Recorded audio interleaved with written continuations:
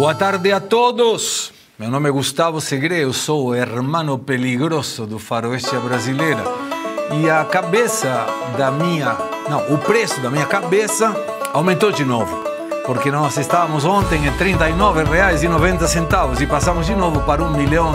Aí sim, agora estou me sentindo mais valorizados. Mas sem delongas, vamos apresentar a nossa bancada de hoje porque a pauta está queimando. E queimando mesmo. Nós temos o privilégio de ter aqui na mesa conosco o deputado do Estado de São Paulo, deputado estadual pelo Partido Republicano, policial federal que prendeu o Lula. Temos muito para perguntar. Querido Danilo Campetti, muito obrigado por estar aqui conosco. Muito obrigado, meu amigo Gustavo Segre. Obrigado pelo convite. Quero cumprimentar aqui o Arthur, o professor Suana, a doutora Ana Paula e agradecer novamente pela oportunidade de cumprimentar todos que nos acompanham no Faroeste Brasileiro. É isso aí. E a gente apresenta sempre o último a mesa e primeiro o convidado, porque senão a mesa estoura o convidado. Eles é claro, oi Danilo, aí já acabou com o suspense. Então vou começar pelo teu primeiro parabenizado por estar aqui, o professor Suano, que está chegando justo na hora. Eu vou contar aí, mas depois não vem aqui aparecer no chat. Oh, não briga com o professor Suano, brigo sim. Oh, brigo sim. Não briga. O professor Suano, antes de falar qualquer coisa, é a única pessoa que tem um óculos para ler, um outro óculos para buscar o que lê e um terceiro óculos para buscar os dois que não achou. E 2 celulares. Professor Suano, já ficou sabendo que tem celular com 2 chips? Sim, esse aqui tem 3. E por que anda com 2 celulares? Um é para usar, o outro é só para ficar monitorando e ficar fazendo, usando a internet no caso de necessidade. Mas o outro celular também faz isso, sabia? Mas o outro está super lotado. Ah, eu tenho um no carro, pelas dúvidas se alguém vem me assaltar. Sério? Claro. Aqui no carro daqui não, é blindado. Mas o carro da Argentina tem um celular aí, tucuta. Se alguém vier me assaltar, Mas o meu sonho, depois até o deputado Danilo Campetti, que é Polícia Federal, sabe, tem um celular britânico que é uma obra de arte. Não adianta roubar, ele não quebra, ele monitora tudo, não é monitorado, ele bloqueia, é o que há de melhor em termos de segurança celular. É um celular britânico. Estamos precisando desse celular aqui. Mas seja muito bem-vindo.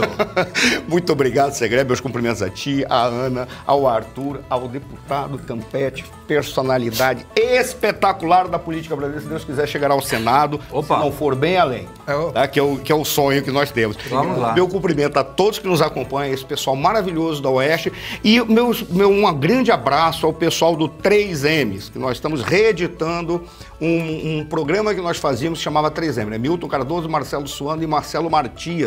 Ontem à noite tivemos novamente lá, ficamos durante 1 ano e meio, era 17 a 23% de audiência no sul do Brasil. Caramba! Não vou dizer qual é o nome da rádio, porque essa rádio decepcionou a todo mundo. Não estará mais nessa rádio, obviamente. E ele não está mais, porque eles perseguiram o Milton Cardoso. O Milton Cardoso foi perseguido de todas as formas possíveis. E ele recomeçou sozinho, fazendo como a Oeste faz, sem receber dinheiro público, sem aceitar contato com vagabundo, não aceita pilantras que possam cercar e está reeditando esse programa que era o 3Ms. E eu mando um abraço e ele retransmite o Faroeste Brasileiro. Que legal, então um abraço para ele. Um grande abraço para o Milton. Um abraço para ele.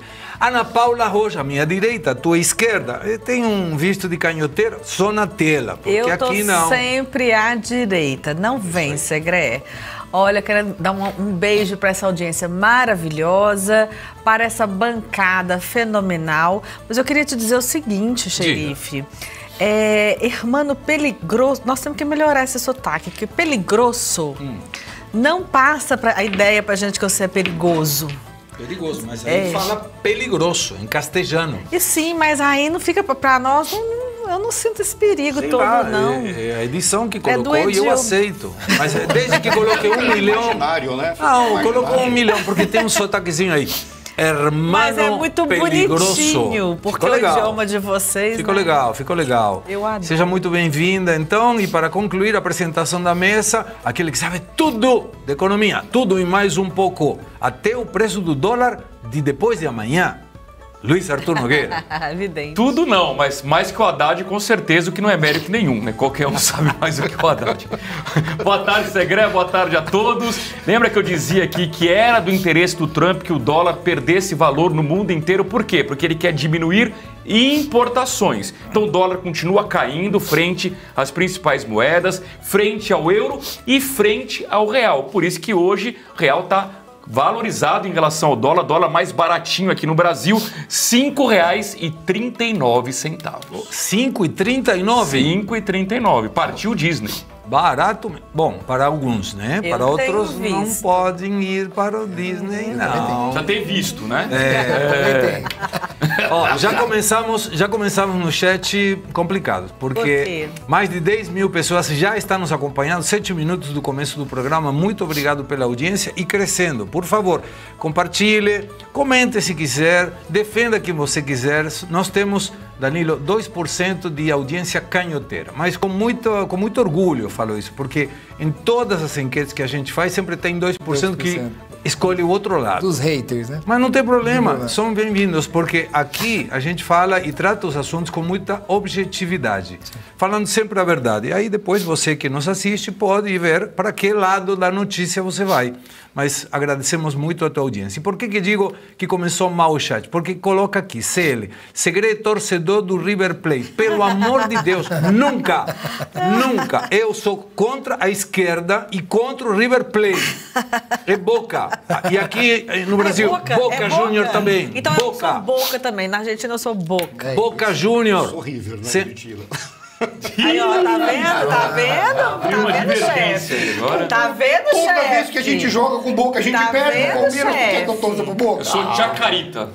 Chacarita, ninguém é de Chacarita. Mas eu sou Chacarita. Chacarita é um timinho. É na Boca verdade. Júnior. La Bombonera não é Boca? La Bombonera é Olha, Boca. tá vendo que eu sei? A Bombonera é Boca, é isso aí. Bombonera. Bom, vamos aos destaques de hoje. 3 destaques, como sempre, se a gente conseguir ampliar, com certeza traçaremos mais. E estamos aguardando a confirmação. Devemos ter aqui conectado desde Portugal a Sérgio Tavares, aquele que fez o documentário que está explodindo nos cinemas da Europa. É o Juiz Fake. Obviamente se tratando do ministro Alexandre de Moraes. Então, primeiro destaque de hoje. Defesas do ex-presidente Jair Bolsonaro e mais 6 aliados têm até amanhã para entregar ao STF as alegações finais no processo pela chamada trama golpista.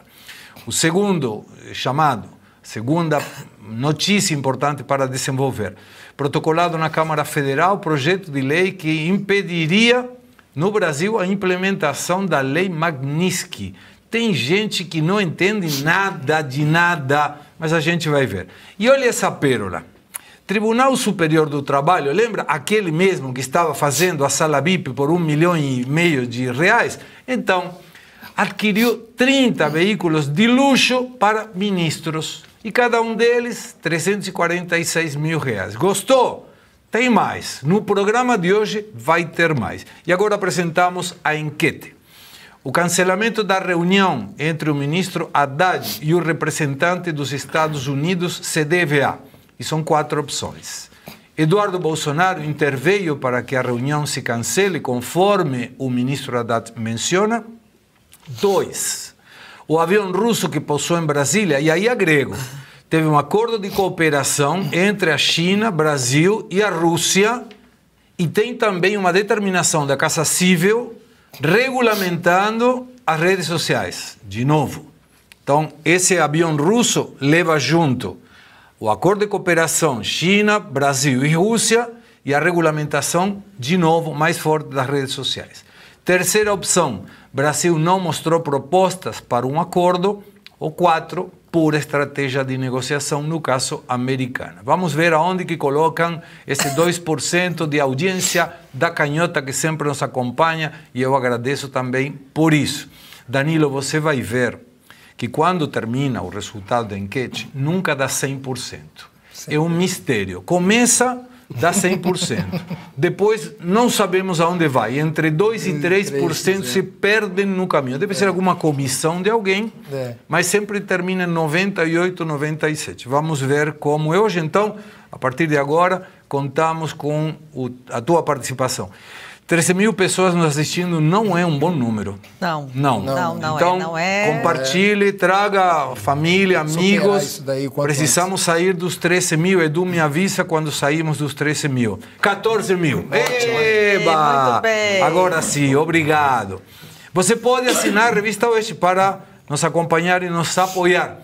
Pode ser através do site revistaoeste.com ou pelo WhatsApp no telefone 11 9 42399799.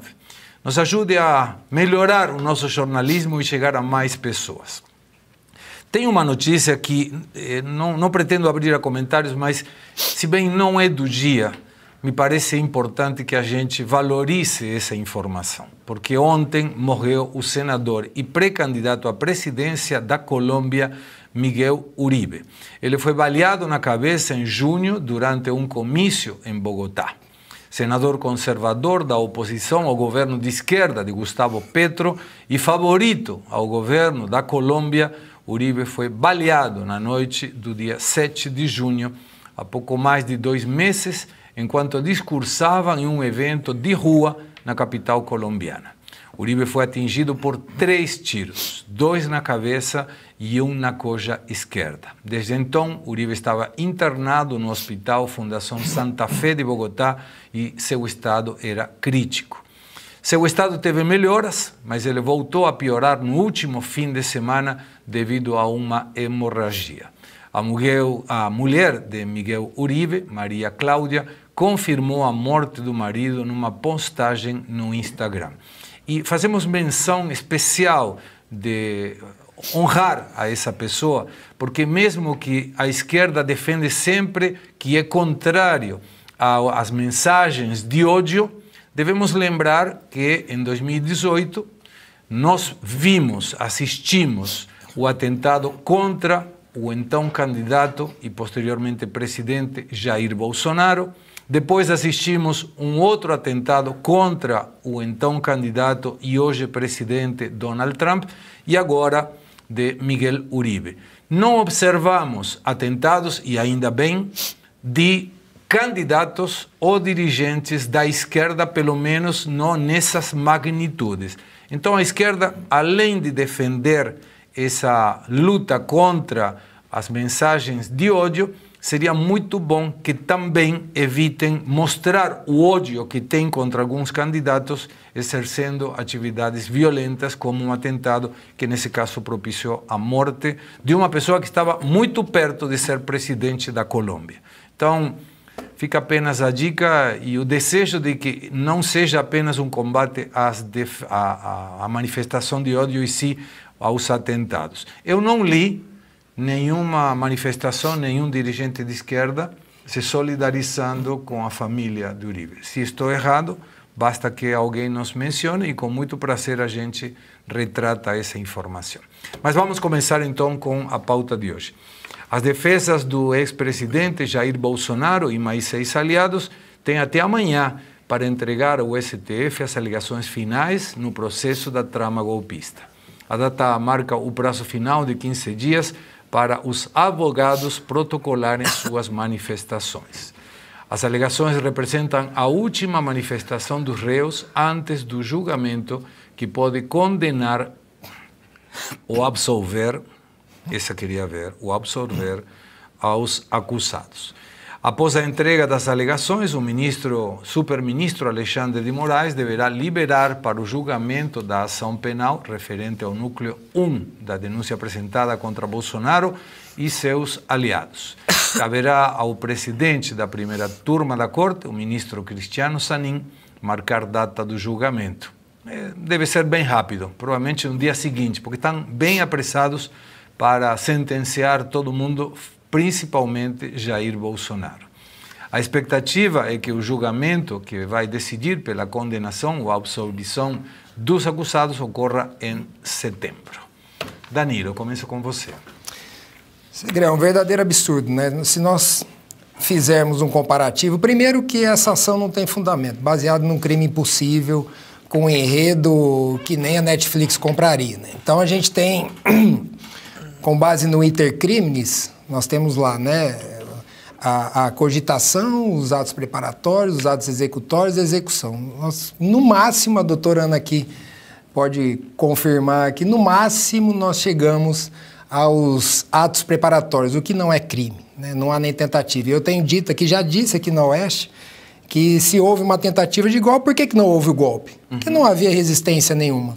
Em que pese os 25 avisos à ABIN da ocorrência, o que poderia acontecer, na época lá o general estava servindo água para os que entraram na Praça dos Três Poderes. Então é um verdadeiro absurdo, mas você se refere ao tempo. E eu busquei aqui em 2017 para a gente fazer um comparativo com o que foi a Lava Jato. Perfeito.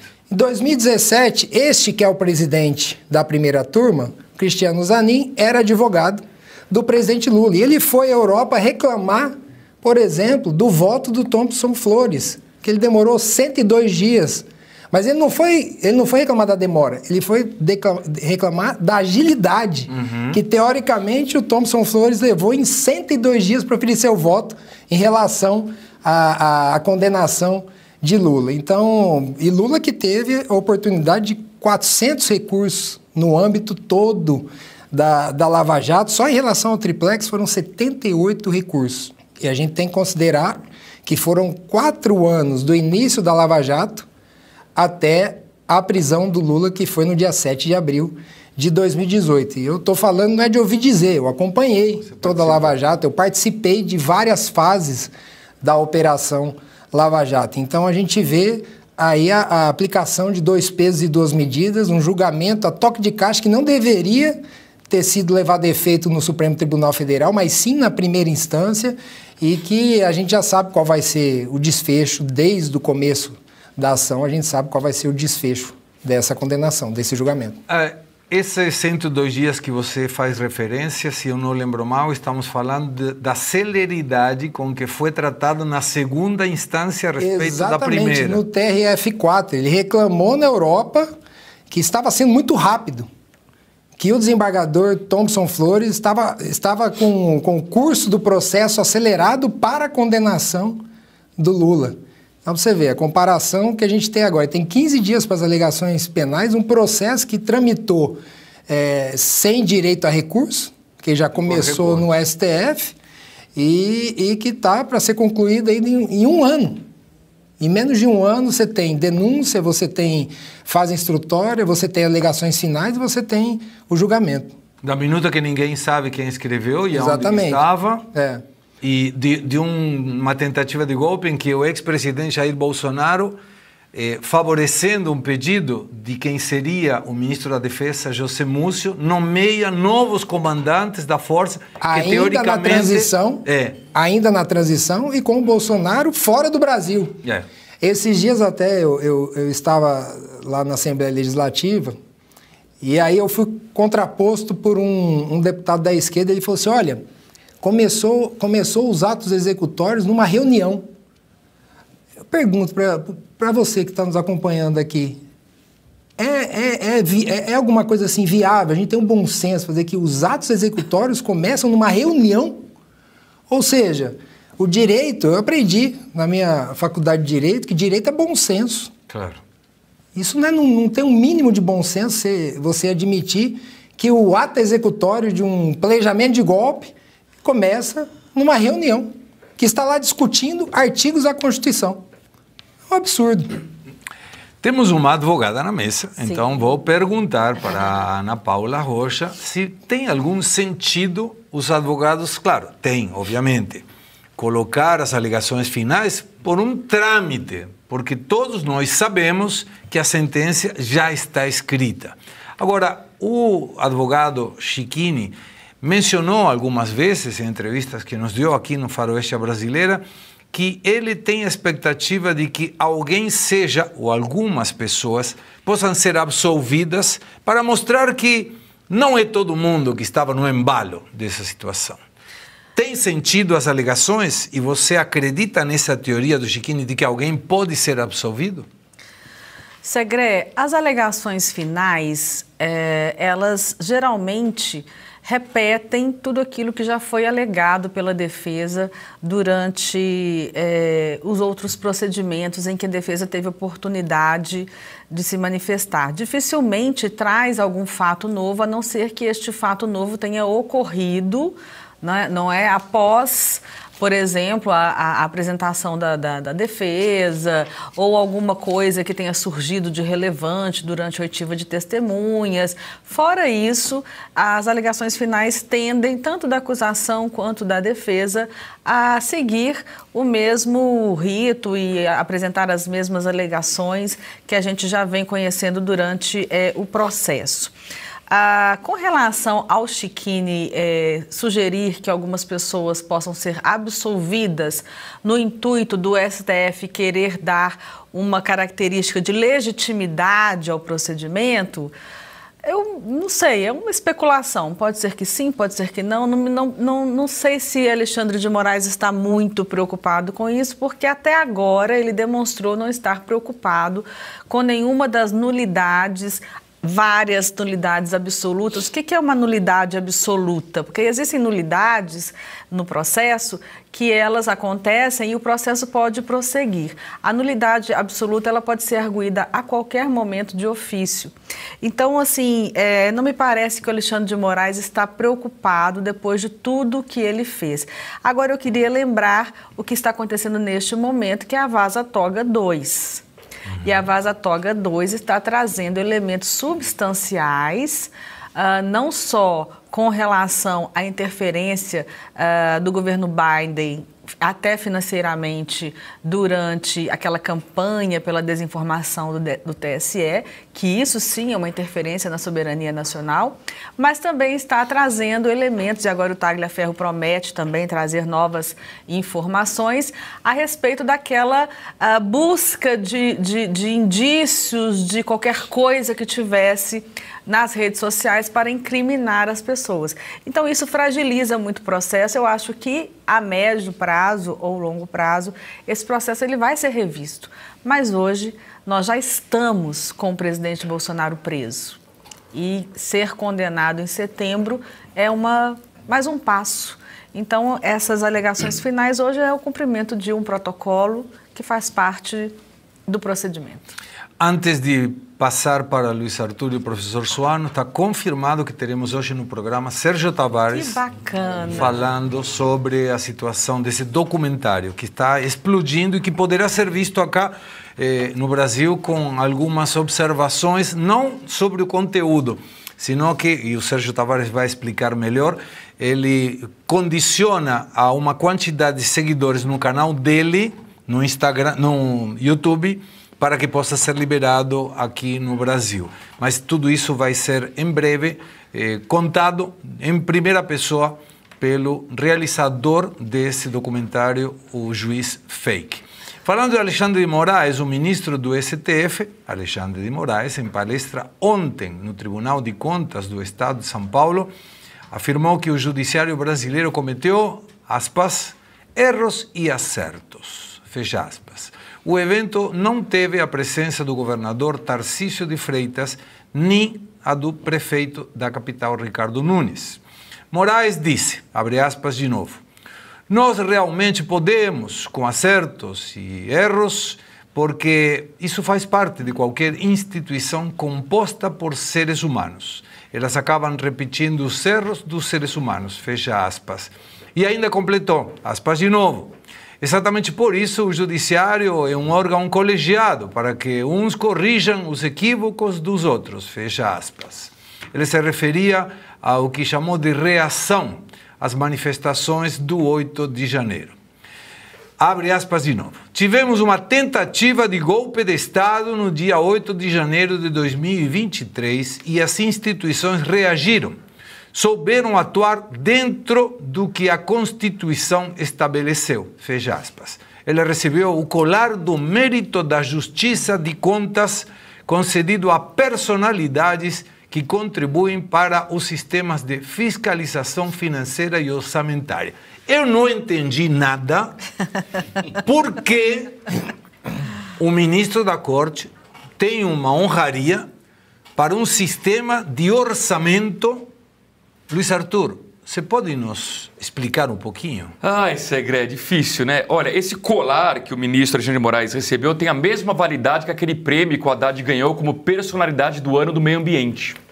Ninguém entendeu nada, né? Tem a mesma validade. Talvez a explicação seja como ele autoriza o governo Lula sempre a gastar fora da regra fiscal. Então ele ganhou o prêmio do orçamento, né? O prêmio. Ele também autoriza o próprio Supremo a não respeitar a lei fiscal, o arcabouço fiscal. Então vai ver que é por isso, né? Como ele desrespeita a regra fiscal, ele ganha o colar de quem contribui para a situação fiscal do país. Deve ser isso, eu não entendi nada também. Agora, Segré, eu queria saber do ministro Alexandre de Moraes quais são os erros que ele cometeu e reconhece que cometeu. Porque os erros são inúmeros, mas quais ele reconhece? Porque ele disse que seres humanos erram, né? Que a justiça erra e acerta. Então, gostaria de ouvir da boca dele quais erros ele cometeu e que o colegiado consertou. Porque eu não vi o colegiado consertando erro nenhum até agora, né? Em relação a essa questão da celeridade do julgamento, isso me incomoda muito, Segré, porque claro que a gente defende uma justiça célere, uma justiça rápida, mas para todo mundo. Se a justiça no Brasil fosse rápida para todo mundo, eu estaria aplaudindo a rapidez no julgamento de 8 de janeiro. O problema é que ela é rápida quando interessa. E eu vou dar um exemplo de julgamento da esquerda em que a justiça foi muito lenta. Mensalão. Quando foi o Mensalão? Escândalo, 2005. Sabe quando, Segré, começaram os julgamentos do Mensalão? Em 2012. Sabe quando eles foram concluídos? 2014. Portanto, 9 anos entre o escândalo do Mensalão e o término do julgamento. O 8 de janeiro foi em 2023. Nós estamos em 2025. Em apenas 2 anos vai ser tudo concluído. De novo, eu adoraria aqui defender uma justiça célere para todo mundo. Agora, para a esquerda demora 9 anos. Para a direita apenas 2 anos. Por quê? É uma boa pergunta. Não sei se tem alguém na mesa que gostaria de responder a tua pergunta, não sendo você, porque você fez a pergunta. Claro. Então teria lógica você se responder. Mas, como ninguém se manifestou, eu vou provocar o professor Suano. Eu vou provocar mais uma coisa. E tem a ver com a tua especialidade de relações internacionais.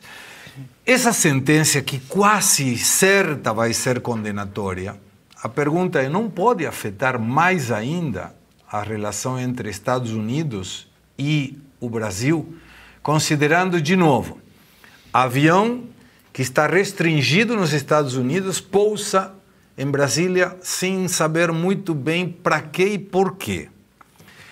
Um acordo que, justo no momento sensível da relação em que o Trump disse, gente, você está indo muito para os BRICS, não estou gostando disso.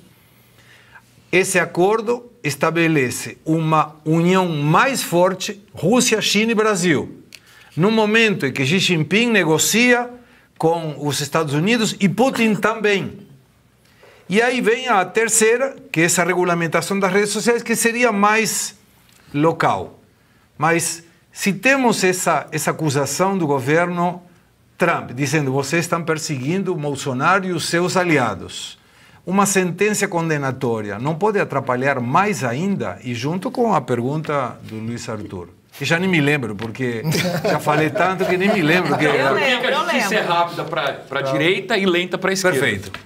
Foi uma boa síntese. Muito obrigado. Mas isso aí está de acordo com a pergunta que você fez.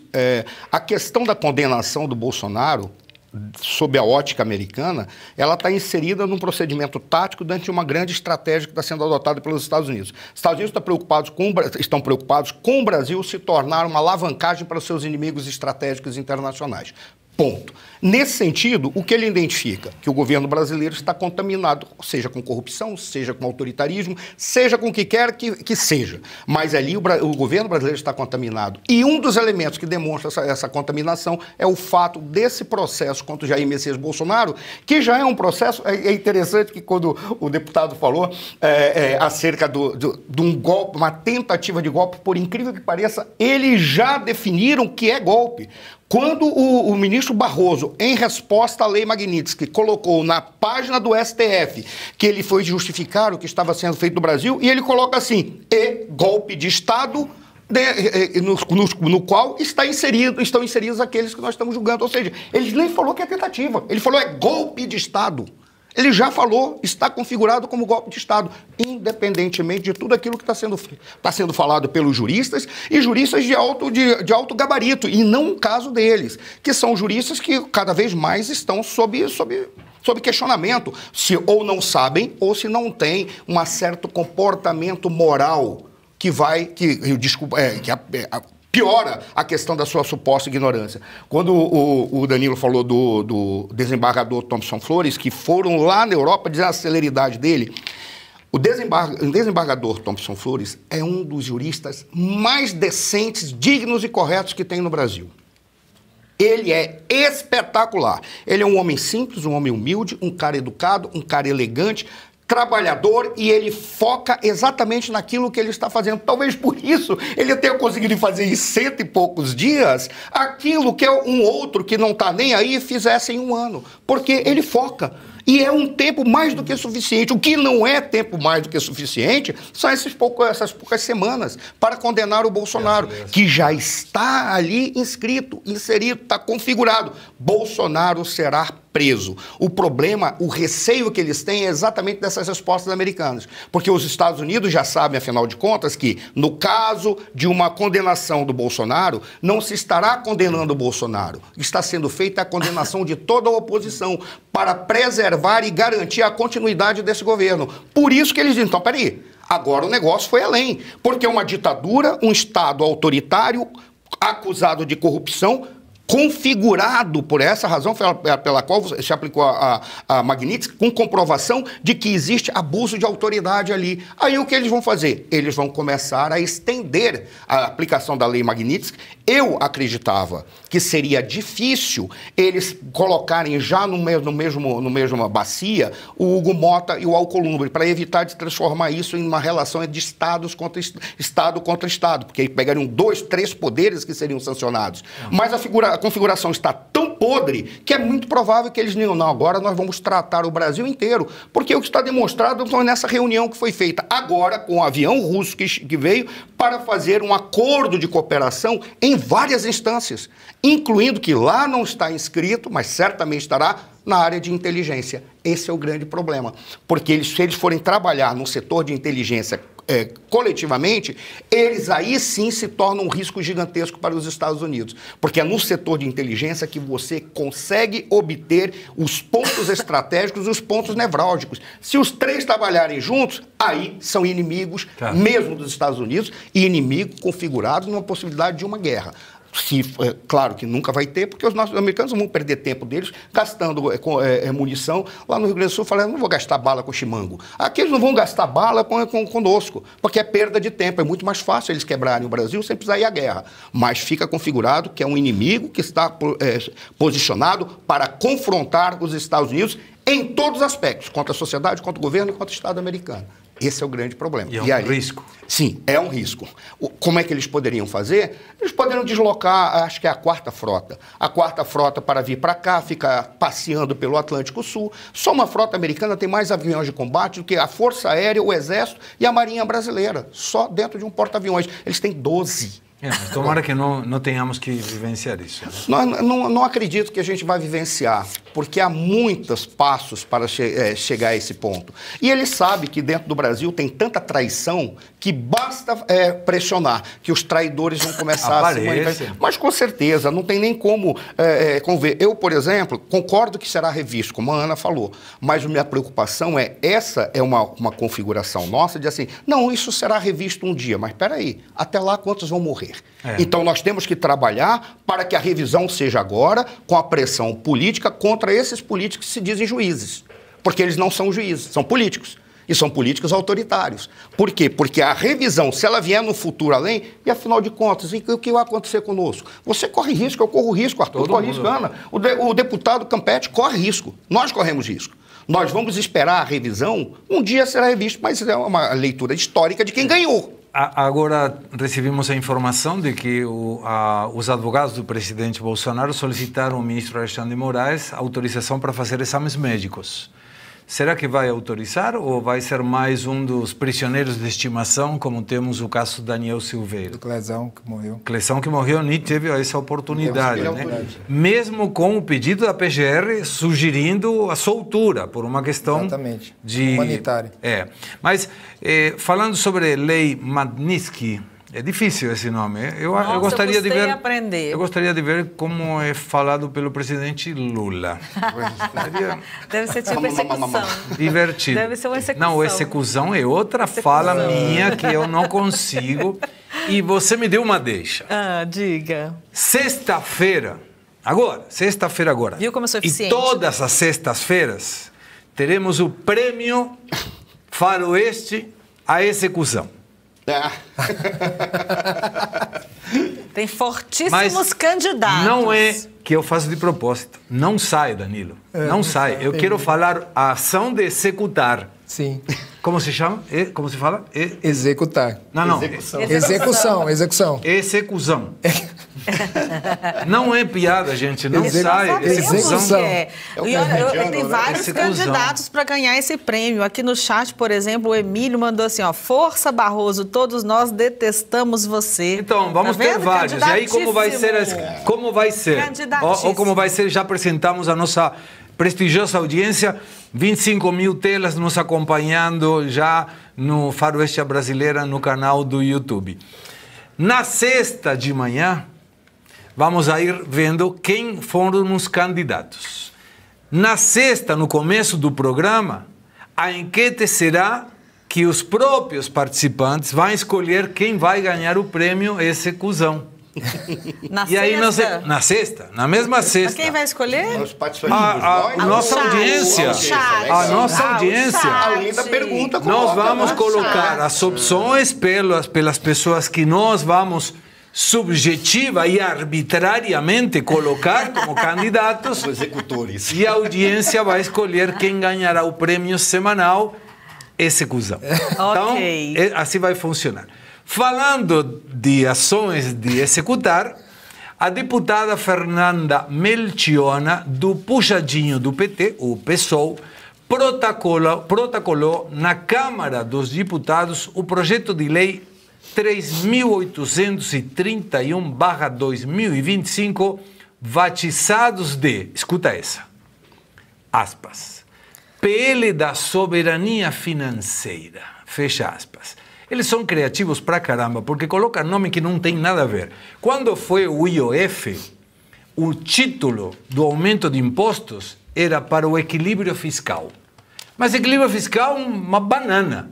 Era para enfiar a mão do brasileiro e conseguir mais recursos para que eles continuem gastando. Então agora se chama PL da soberania financeira. E para que serve?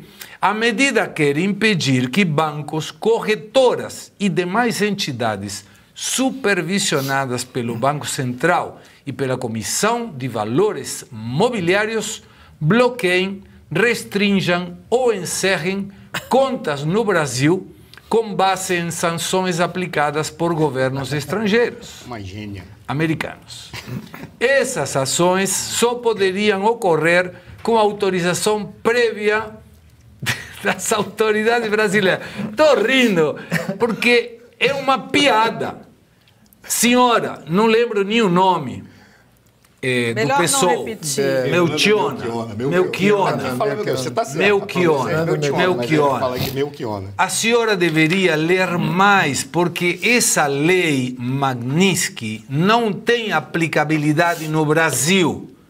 O que acontece é que qualquer banco, ou cartão de crédito, ou empresa que faz negócios nos Estados Unidos tem que se aprovar essa lei. Então, aqui não tem problema nenhum. Basta que o Itaú diga, ou o Bradesco, como disseram o contrário, estou nem aí com essa lei Magnitsky, eu vou continuar operando do jeito que seja, ministro Alexandre de Moraes, pode ficar tranquilo.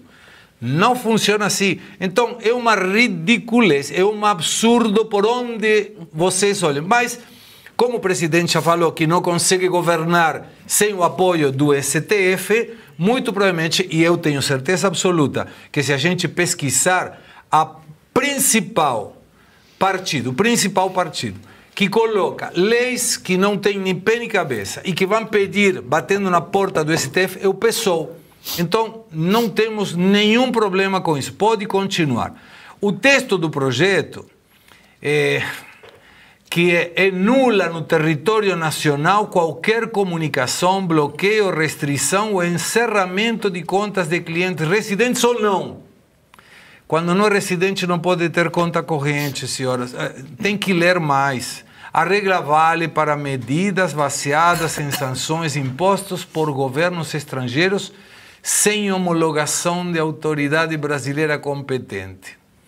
Me recuso até a seguir comentando. Danilo, vai lá. Faz agora. Vou tomar água. O pessoal, por si só, no próprio nome, já traz um antagonismo, uma incoerência, né? Socialismo e liberdade. Onde tem socialismo, não tem liberdade. É só perguntar pro Itaú, pro Bradesco, pro Santander, se eles querem sair do sistema SWIFT, né? E atender a lei dessa deputada que, infelizmente, não sabe o mínimo de economia, não tem uma noção básica para depois escrever um projeto de lei tão inócuo como esse. Então, eu vejo que isso mede muito a qualidade dos representantes da esquerda. Qualidade, obviamente, de uma forma irônica. Então, são projetos de lei sem lastro nenhum, que não tem nenhuma repercussão para a população, que traz apenas a conveniência momentânea e política que eles vivem agora, né? Como puxadinho do PT. São poucos deputados que têm um balcão no STF e que lutam e que incentivam esse litisconsórcio entre STF e Executivo. O próprio senhor Lula da Silva diz que ele não consegue governar sem o STF. Só aí já indica aquilo que os governos do PT, e todos os governos do PT, se você tem duas características que são prementes nele, é a incompetência e a corrupção. Em todos os governos do PT, como o Luiz Arthur falou aqui, em 2005 o mensalão, depois o petrolão, agora o aposentão, né?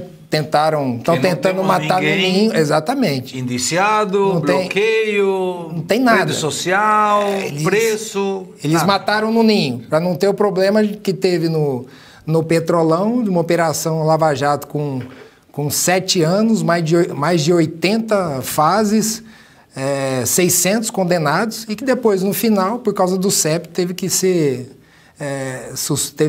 anulada para que se salvassem os amigos, né? Então, a gente vive realmente um momento de insegurança jurídica, insegurança financeira, e aí aparecem esses oportunistas aí, apresentando um projeto desse só para ter mesmo, só para viver aquele momento político, em razão da conveniência, tentar ajudar, tentar dar um aceno para quem hoje está precisando de uma ajuda. Né? Poderia ser, Ana Paula, um pensamento livre. Aproveitar e colocar isso na pauta. Seria bom colocar esse projeto na pauta, junto com a anistia, por exemplo. E deixa os representantes do povo resolverem. O não pautar é errado quando se trata de questões sensíveis para a população. Qual é a tua observação sobre esse projeto de lei para que uma lei que não afeta o Brasil diretamente, que não depende do Brasil, não é uma lei brasileira, tenha aplicabilidade no Brasil? Segré, eu tenho, como todo ser humano, né, tenho as minhas falhas, então estava assim com uma inclinação a fazer um pouco de ironia com esse assunto, dessa deputada, que está querendo aproveitar o momento, obviamente, para aparecer para os seus eleitores, para aquela bolha que fala com ela. Mas eu lembrei do Lindenberg. O que acontece? Tanto o Lindenberg quanto esses outros deputados do PSOL, eles estão acostumados a ganhar no tapetão. Então, tudo que eles perdem no Congresso, eles vão para o tapetão. O Lindenberg, ele já apresentou esse pleito ao STF para pedir que o ministro Alexandre de Moraes não seja sancionado pelos bancos. Se não me engano, foi distribuído para o Zanin. E é muito interessante porque, nesse momento, isso é um grande cavalo de Troia. O Zanin mandou para o PGR dar uma... Eu só estou em dúvida se foi realmente o Zanin. Mandou para o PGR dar um parecer, mandou o cavalo de Troia para o colo do PGR. Porque se você se manifesta de que os bancos não devem obedecer à lei Magnitsky, você está destruindo o sistema bancário brasileiro. E se você se manifesta de que eles devem cumprir a Magnitsky, você está desautorizando e apoiando a sanção ao Alexandre de Moraes. Então, neste momento, mandar isso para o STF, que o Lindenberg já fez isso, é mandar um grande cavalo de Troia. E aí a gente fica pensando como é que essas pessoas raciocinam politicamente para fazer isso. E essa deputada propôs um projeto que evidentemente não vai passar na casa e que se passasse, seria aí também sujeito aí devidamente ao STF, porque a lei Magnitsky é uma lei americana. Claro. Então ela não tem como legislar sobre uma lei americana. Agora, se é uma lei americana em função da globalização da economia, de tudo que a gente vive hoje, que é diferente de 100 anos atrás, interfere dentro de outros países por causa do sistema bancário, etc., aí é outra história. Então, assim, não é que ela não sabe do que ela está falando, é que na pressa de querer aparecer, surfar um pouquinho na onda, ela fez uma grande besteira. Mas eles estão mandando um novo cavalo de Troia para o STF. Luiz Arthur Nogueira, comentário curto. Curtíssimo, porque não tem muito o que falar, né, Segre? Eu estava pesquisando quem é a deputada Fernanda Melchiona. Nunca tinha ouvido falar na vida. Aí pesquisei, olhei o currículo, para não dizer que eu não encontrei nada. Ela é namorada do Orlando Silva. Olha que casal de pombinhos, a gente tem imagem aí. Foi a única coisa relevante que eu encontrei dela, é o fato de ter sido casal. Olha lá, olha só. Ai, que meigo. Orlando Silva foi ministro, isso, deputado aqui por São Paulo, é isso. A coisa mais relevante do currículo dela... Ela devia estar meio apagadinha, precisando aparecer. Partido Operário. Mas isso não falaria mal dela. Cada um tem um namorado que quer e tira foto com quem quiser. Não. Mas a questão é só falta que eles coloquem uma lei para anular a lei da gravidade. Estou pegando uma informação do chat. Eu olho o chat. Eu também olho. Professor, mas o pior comentário curto. Não é para ela aparecer, não. Eles trabalham articulados. Ela é do PSOL. Eu tive o desconforto, não vou falar de desprazer, senão ela me processa, o desconforto de ter que cruzar com elas, esbarrar com elas em corredores, seja da RBS, lá no Rio Grande do Sul, seja da Guaíba, seja da Band. Tá? Então, eles trabalham de uma maneira articulada. E ela foi e colocou algo demonstrando, sim, uma ignorância plena que ela tem. Primeiro, ela desconhece a economia, depois ela desconhece o sistema financeiro. Terceiro, ela não entende de relações internacionais nem da normatividade jurídica brasileira, porque na hierarquia da normatividade jurídica brasileira você tem a Constituição e os tratados que são incorporados, que devem ser cumpridos. Ora, o sistema financeiro diz respeito à economia, sim, mas para que o nosso sistema financeiro possa trabalhar articulado com os demais sistemas financeiros do mundo, inclusive foi assim que nasceu o G20. O G20 nasceu por causa de uma porcaria do sistema financeiro. Ora, para que ele possa trabalhar articuladamente, eles têm que fazer tratados internacionais e criar regimes internacionais. O que são regimes internacionais? Tratados que estabelecem determinados comportamentos para cada um. E todos aqueles que são signatários, eles são obrigados a seguir esse regime, ou seja, essas regras que foram acordadas. Onde que está o problema? Quando ela joga isso, ela joga exatamente para trazer a confusão, porque o problema dela já não é mais nem com relação ao STF. Porque ela sabe o que o STF vai falar, e ela sabe o que certos indivíduos no Congresso vão fazer. Temos que defender a soberania brasileira, o STF é o nosso guardião. O problema que ela está jogando é para os bancos, porque os bancos vão ficar na seguinte situação: tudo bem, que regra é essa que me obriga a não cumprir a Magnitsky? O problema não é cumprir a Magnitsky, é não tirar a possibilidade de contas bancárias e o uso pelo sistema financeiro de um juiz que foi sancionado nos Estados Unidos. O que os norte-americanos vão falar? Vocês têm o direito de fazer o que vocês quiserem, só tem um detalhe: a partir de agora vocês serão sancionados e serão retirados do sistema SWIFT. E aí os bancos quebram. Porque a grandeza de um banco não é ele produzir coisas, é ele ter dinheiro que não está bloqueado. Um dia, com 80 bilhões nas mãos, esse banco transforma isso em 3, 4 bilhões. Claro. Se bloquear, ele quebra. Porque se ele ficar 1 mês, 2 meses bloqueado, um banco quebra. Porque ele precisa dessa circulação. Ou seja, ela fez articulado para jogar o problema para os bancos. E lá no STF já está garantido. Isso é articulado dentro do PSOL. Eles trabalham assim, para trazer confusão. Disso não temos dúvida. Mas imaginemos aí, vem alguém do PT falando, pessoal, precisamos colocar uma pauta ridícula aí. Quem se habilita? Aí ninguém levanta a mão. Aí de repente, tá, caro coroa, vamos lá. Porque não tem lógica nenhuma. Uma pauta dessa não tem lógica nenhuma. Me dá até dor nas articulações. Olha o que eu te digo. Pô, que volta. Olha o gancho. Foi bom, hein, o gancho. Está cansado de tomar uma dúzia de comprimidos todos os dias? Magnésio, cúrcuma, creatina e tantos outros? Pois é. Para cuidar do nosso corpo, acabamos acumulando vários tipos de suplemento, não é? Mas agora isso será diferente. A Vital Gold conseguiu unir os 7 principais ativos que o nosso corpo precisa para você que sofre com dores nas articulações, que sofre com artrite, artrose, reumatismo, fibromialgia, ou sente aquele incômodo constante nas pernas e na coluna. Se você tem algum desses sintomas, você precisa do Vital 7 em 1. E nossa querida Renata tem um recado especial para você. Boa tarde, Renata. Gostou da deixa que eu fiz? Você tá cada dia melhor, Segredo, tô adorando.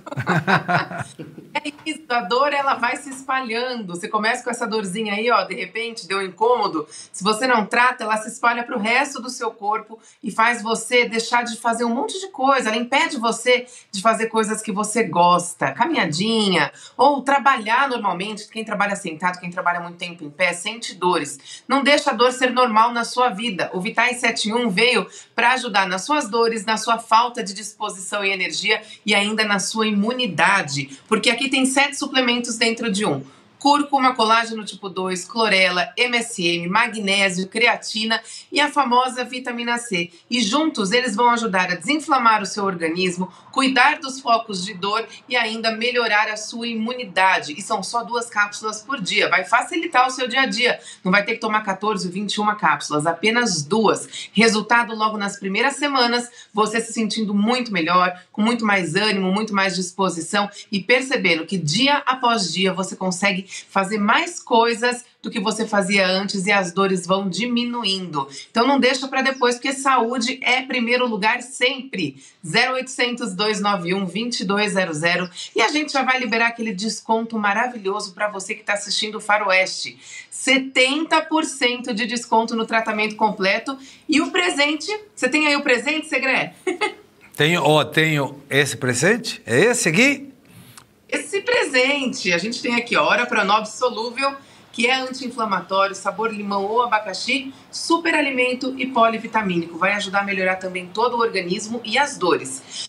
Chegou o seu Vital 7.1 aí, Segredo? Tá aqui, firme e forte. Aqui. Tá firme. Maravilhoso. E olha só, 2 cápsulas por dia de Vital 7.1, você tem saúde, tem conforto e praticidade no seu dia. Eu faço isso. Logo de manhã, antes de sair de casa, um pouquinho de água, 2 desses dosadores do Ora Pronovis, 2 cápsulas de Vital 7.1 e aí sim estou pronto para sair, para não ter dores de articulação quando vemos a pauta aqui do Faroeste Brasileira. Então ligue agora, 0800 291 2200 e comece a viver sem dores. E Renata, nós temos que ver o que está acontecendo, porque continuam os candidatos aqui, a gente não sabe qual é o estado civil da Renata, não queremos saber também. Casada com filho, tudo. Oh, então, mas é bom. Mas Renata, fala sério, é legal receber um elogio, são todos muito educados, aí fala, Renata, casa comigo, Renata, sei lá, mas é muito bom. Então, saibam que a Renata é compromissada, mas mesmo assim sempre é muito bom receber um elogio educado, como temos aqui no chat para você, Renata. Então, ligue agora, não você que está querendo namorar a Renata, ela é casada, mas se você quiser o Vital 7.1 junto com a Ora Pronov, 0800 291 2200 e comece a viver sem dores. Muito obrigado, Renata. Voltamos à pauta. Em breve teremos a presença aqui no nosso programa Faroeste Brasileira de Sérgio Tavares, que foi o realizador do documentário O Juiz Fake. Voltando na pauta política, o deputado Sóstenes Cavalcante, líder do PL na Câmara, disse ontem, em postagem nas redes sociais, que a luta da oposição é contra um, abre aspas, sistema corrupto que tenta sequestrar o destino no Brasil e que muitos aguardam o Diário Oficial anunciar a ditadura, fecha aspas, ressaltando que, novamente abrimos aspas, ela já está em curso, fecha aspas. A postagem vem depois da participação na obstrução física da Câmara em dias 5 e 6 de agosto de 2025 e da decisão do presidente da Caixa Baixa, Hugo Mota, de enviar à Corregedoria, na última sexta-feira, representações disciplinares contra 14 deputados que participaram do ato. Nós falamos sobre isso na editorial de ontem, em que mostramos que isso mesmo aconteceu em 2018 e nada foi levado nem para a Corregedoria, ninguém teve mandato cassado, nada. Então, se a esquerda faz alguma bagunça, é uma manifestação democrática. Mas se a direita que faz algum ato de oposição, aí vira o e temos que buscar todos contra aqueles que manifestaram. Então está bem difícil de colocar esse fato de isonomia política ou judiciária. E abro aspas de novo para Sóstenes Cavalcante. Muitos aguardam o Diário Oficial anunciar a ditadura. Nós sabemos, ela já está em curso. E é por isso que seguimos incansáveis, todos nós da oposição, de cabeça erguida, para defender a liberdade do nosso povo. Mandado não é Big Brother, com paredão de eliminação. Mandado é voz do povo respaldada pela Constituição. Respeitem o Parlamento, respeitem a Constituição, respeitem o Brasil e lembrem-se, a verdade pode ser atacada, mas jamais será vencida. Fecho as aspas para o deputado líder do PL, Sóstenes Cavalcante. Danilo Campetti. Eu concordo com o deputado. Aliás, fazendo um gancho com o que o ministro diz de acertos e erros, né? Para não errar, é só a gente seguir a Constituição e as leis. A regra está aí.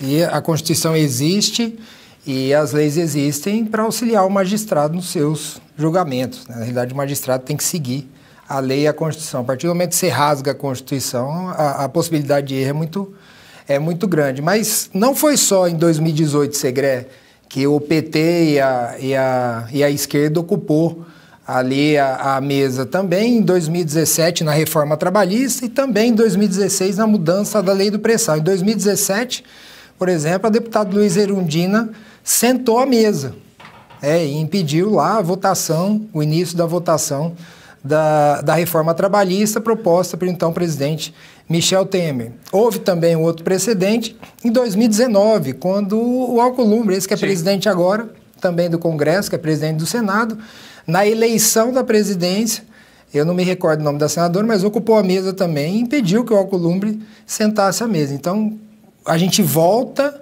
à questão dos dois pesos e duas medidas. Por que que com a direita eles fazem uma vinculação ao 8 de janeiro e com relação à esquerda, com os precedentes históricos da esquerda, é só manifestação da liberdade de expressão? A gente tem que lembrar que nesse ciclo de vingança, que a gente não é a favor, que hoje é o que é a base do governo do senhor Lula da Silva, né, que diz que entraria e que o amor governaria, mas hoje o que está governando é o ódio e a vingança.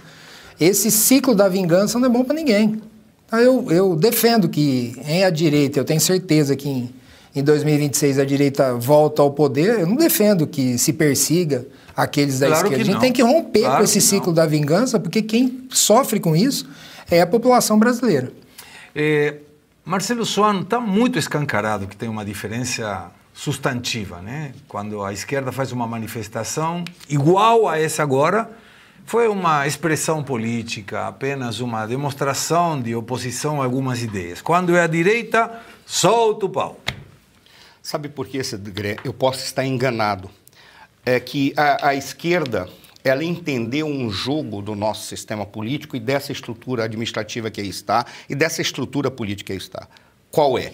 Certamente, eles também barrariam a esquerda se a esquerda não tivesse entendido que uma forma dela alavancar é pactuando com tudo aquilo que está de errado, tudo aquilo que pode retirar e quebrar o povo brasileiro. Eu estou escolhendo palavras para não dizer aquilo que é corrupto. Ou seja, como a esquerda ela faz de conta que não vê a corrupção, aqueles que estão em determinados lugares fazem de conta que aquilo que a esquerda faz é válido porque é manifestação de parlamentar ou é movimento social.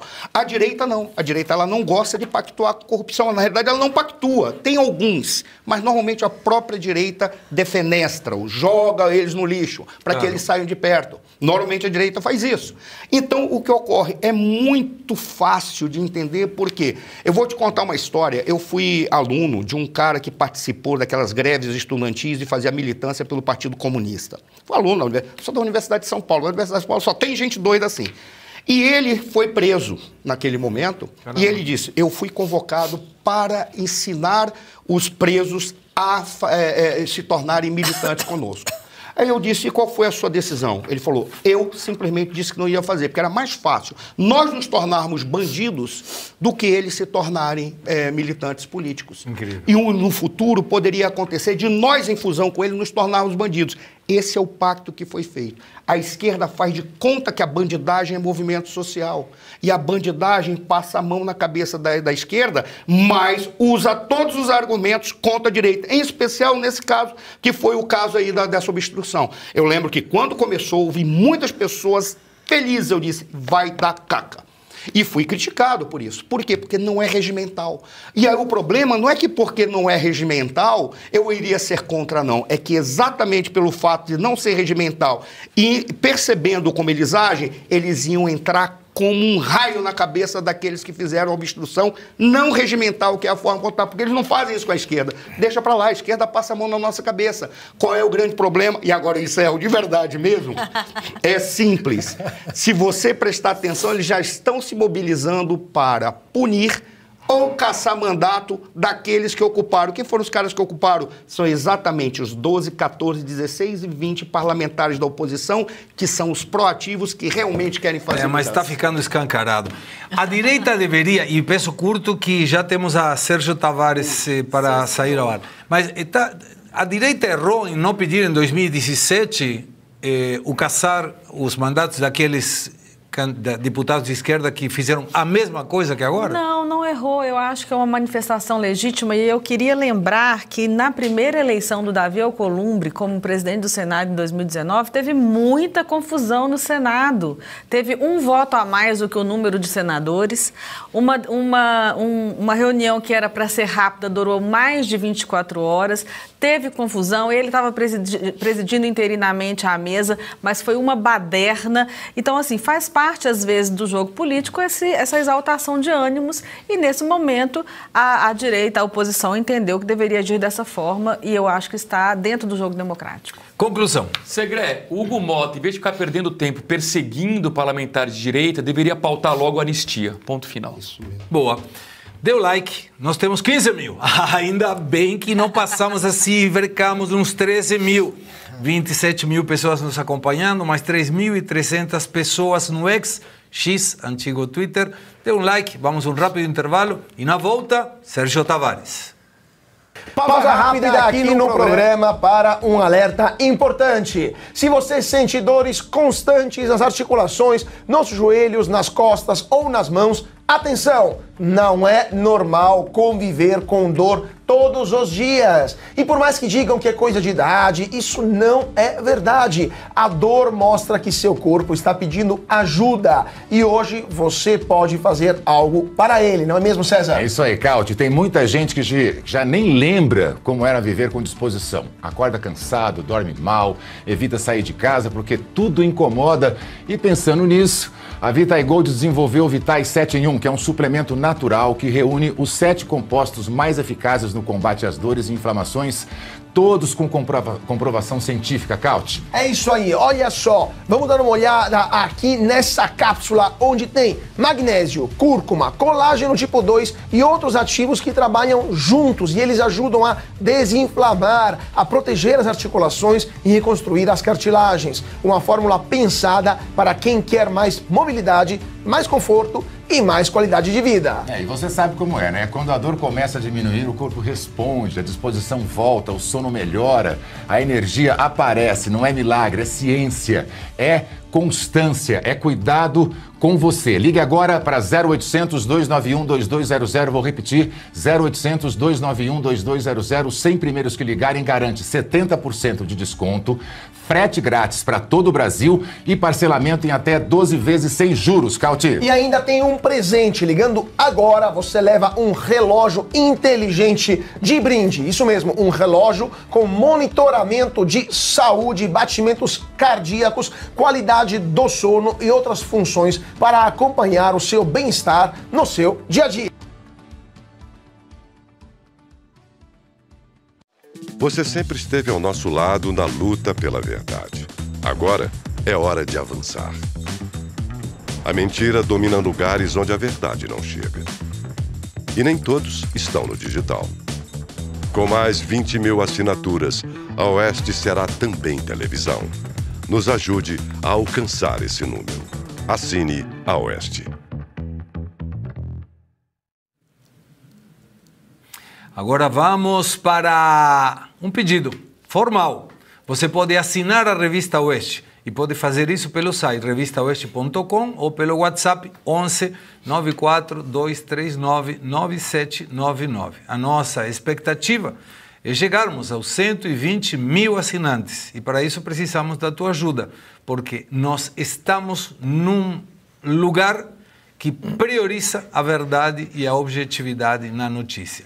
Mas vocês sabiam, Danilo, a mesa, que teremos um programa de esporte aqui na Revista Oeste. Muito bem. Estreia na próxima segunda-feira, dia 18. Aqui na Revista Oeste, o programa Esporte Sem Firulas. Um elenco cheio de craques. Vamos ver como é que é? Roda aí.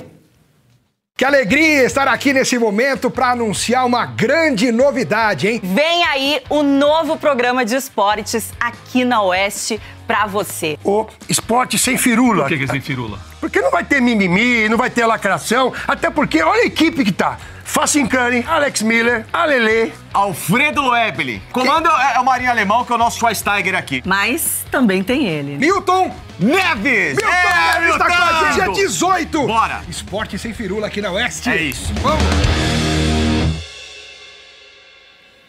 Não vamos perder, dia 18, meio-dia, antes da gente. Assista e nos honre com a sua presença também. Mas agora vou dar as boas-vindas para Sérgio Tavares, desde Lisboa. Sérgio Tavares, boa tarde, seja muito bem-vindo. Está em Lisboa? Sim, boa tarde. Um prazer enorme falar-vos a partir de Lisboa, Portugal, aí para o Brasil. Segrei a equipa e a audiência da Oeste. Muito gosto em estar aqui então, deste lado, a falar convosco. O privilégio é todo nosso. Nos conta primeiro como que está o documentário, como está funcionando. Sabemos que está em alguns cinemas. Qual foi o resultado, a aceitação do público, por favor? Bom, superou todas as expectativas, porque aqui as duas primeiras sessões em Lisboa, no Cinema City, é um cinema mítico, esgotaram rapidamente. Amanhã teremos mais duas numa sala ainda maior e também já estão esgotadas. E a reação das pessoas ao documentário foi de absoluto choque, muitas lágrimas, porque basicamente é um documentário que reúne as atrocidades que foram cometidas no Brasil desde 2021 até 2025. Desde a sabotagem do voto impresso, que foi essencial para o golpe eleitoral, até tudo o resto que aconteceu até 2025, o golpe que foi dado pelo STF. E é um documentário que aborda, chama os nomes como eles são, as coisas como elas são. O STF uma quadrilha, o PT um partido criminoso, o que aconteceu nas eleições foi um golpe eleitoral, o 8 de janeiro uma cilada, e mostra em detalhe, que eu acho de uma forma que até os brasileiros que viveram tudo, quando virem tudo, as peças todas juntinhas, numa ordem cronológica, lógica, vão ficar de boca aberta. Foi um público metade português, metade brasileiro, muitos deputados aqui portugueses, artistas, candidatos à presidência da República também tiveram presentes, eurodeputados, e isso é um aspecto muito importante, porque o eurodeputado Tanger Correia do Chega, que lidera o grupo Patriots no Parlamento Europeu, já pediu para que este filme seja transmitido no Parlamento Europeu para todos os eurodeputados, ou seja, as atrocidades, a perseguição a Bolsonaro, os crimes do STF vão ser conhecidos no Parlamento Europeu.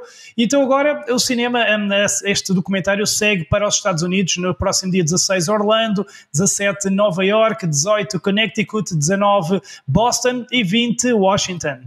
Sérgio, você está fazendo mais famoso, ou tristemente célebre, o ministro Alexandre de Moraes. Mas duas perguntas em uma.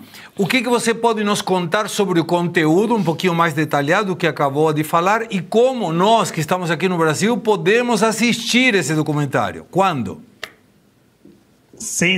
Antes de chegar, vou começar pela última pergunta. Antes de chegar ao Brasil, vai passar pelos cinemas também, provavelmente da Argentina, Buenos Aires, porque muitos dos refugiados do 8 de janeiro que eu entrevistei em Buenos Aires também entram no documentário, então eu prometi que lá iria. Irá também a Madrid, a Londres, a Milão, a Paris, a Berlim, irá correr aqui a Europa e depois então no Parlamento Europeu, porque é muito importante que os europeus conheçam os crimes de Moraes. Eu entrevistei Santi Abascal há um mês atrás e ele disse que em Espanha pouca gente conhece Alexandre de Moraes, então o meu papel, a minha missão agora vai ser levar os crimes de Alexandre de Moraes, espalhar aqui pela Europa, para que a lei Magnitsky seja estendida aqui à Europa e Gilmar, Alexandre de Moraes, Barroso sejam proibidos de entrar na Europa, sejam vistos como criminosos, tenham as suas contas congeladas, os seus vistos impedidos. Eu vou trabalhar arduamente para que eles sejam impedidos de entrar aqui na Europa.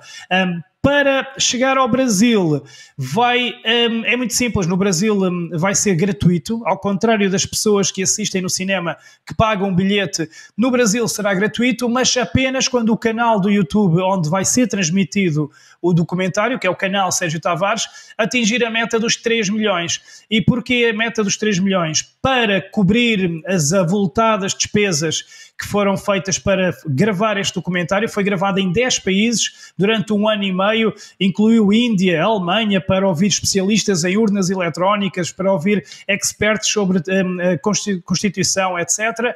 E também esses 3 milhões para dar já verbas para o Fake Judge 2, que vai ser gravado em 2026, sobre Gilmar Mendes. Portanto, e posso-vos dizer que na transmissão aqui em Lisboa, nos cinemas, quando apareceu no final o cartaz do Fake Judge 2 com a cara do laxante, o Gilmar Mendes, houve uma ovação enorme, uma alegria enorme das pessoas, a contrastar com as lágrimas que tinham escorrido antes, porque é um documentário que mostra como milhares de vidas estão a ser destruídas. E então, assim que o canal atingir os 3 milhões, logo imediatamente será transmitido o documentário. E 3 milhões também porquê? Para que quando for transmitido ter um impacto grande, porque é um documentário em língua inglesa, com subtítulos em português, para chegar aos Estados Unidos, para chegar ao mundo inteiro, para que o mundo saiba quem são então os ditadores do Brasil, para que aqui na Europa e no resto do mundo comentem nos cafés, tal como falam da Coreia do Norte, tal como falam da Venezuela, falarem também do Brasil. Esse é o objetivo. Portanto, neste momento só depende do povo brasileiro. O canal continua a crescer diariamente. Eu creio que depois das lives que eu irei fazer com Nicolas Ferreira, Gustavo Gayer e alguns outros galácticos, facilmente atingiremos essa meta, mas obviamente convido aqui também o público que está agora aqui a ver ao leste para ajudar a subirmos o canal para essa meta ser atingida rapidamente. Então é só irem depois ao canal Sérgio Tavares no YouTube, subscreverem e partilharem o trailer do documentário que está lá, partilharem nos grupos, convidarem os seus amigos.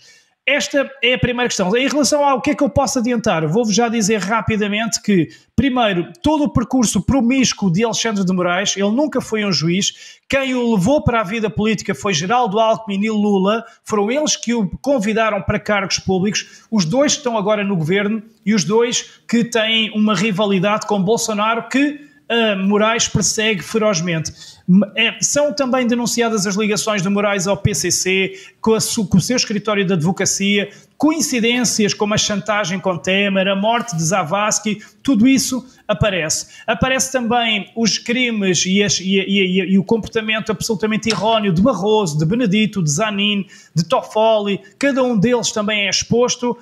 A farsa do 8 de janeiro é desmontada e mostrada como foi organizada pelo próprio STF e em conluio com o governo Lula. São mostradas imagens dos infiltrados a sair pelas traseiras, etc, etc. Depois também mostrar ao mundo os 70 dias de acampamentos de luta do povo, mostrar os 5 pilares do golpe eleitoral, o boicote ao voto impresso por parte do Barroso, o papel da imprensa, o papel das redes sociais com interferência externa, o papel das empresas de pesquisa, o tratamento desigual do TSE e as urnas eletrónicas sem comprovante em papel, que só no Butão e no Bangladesh é que existem. Eu dei-me ao trabalho de ir à Índia mostrar um país onde tem urnas eletrónicas com papel. E eles foram claros. Aqui cumprimos a Constituição. Eu já estou ansioso. Acho que vou viajar para a Argentina para ver primeiro e depois conto para todos. Eu faço como fazíamos na época do cinema com o carro, né?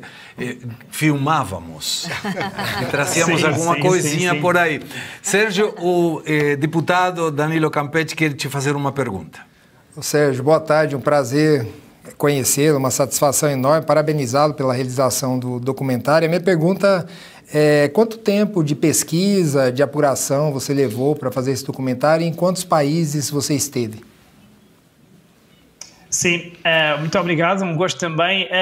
Começou em 2022, aparecem imagens minhas no 7 de setembro de 2022, eu faço esse contraste, eu mostro os célebres girassóis verdes e amarelos de 2022 e mostro o 7 de setembro de 2023 com Lula e Janja a acenarem para as moscas. Mostro também a diferença, falo também do percurso de Jair Bolsonaro e toda a perseguição que lhe é feita, em contraste com Lula, que quando vai à rua é sempre ofendido e chamado de gatuno, de ladrão, incluindo até aqui em Portugal, onde ele foi recebido com uma mega manifestação.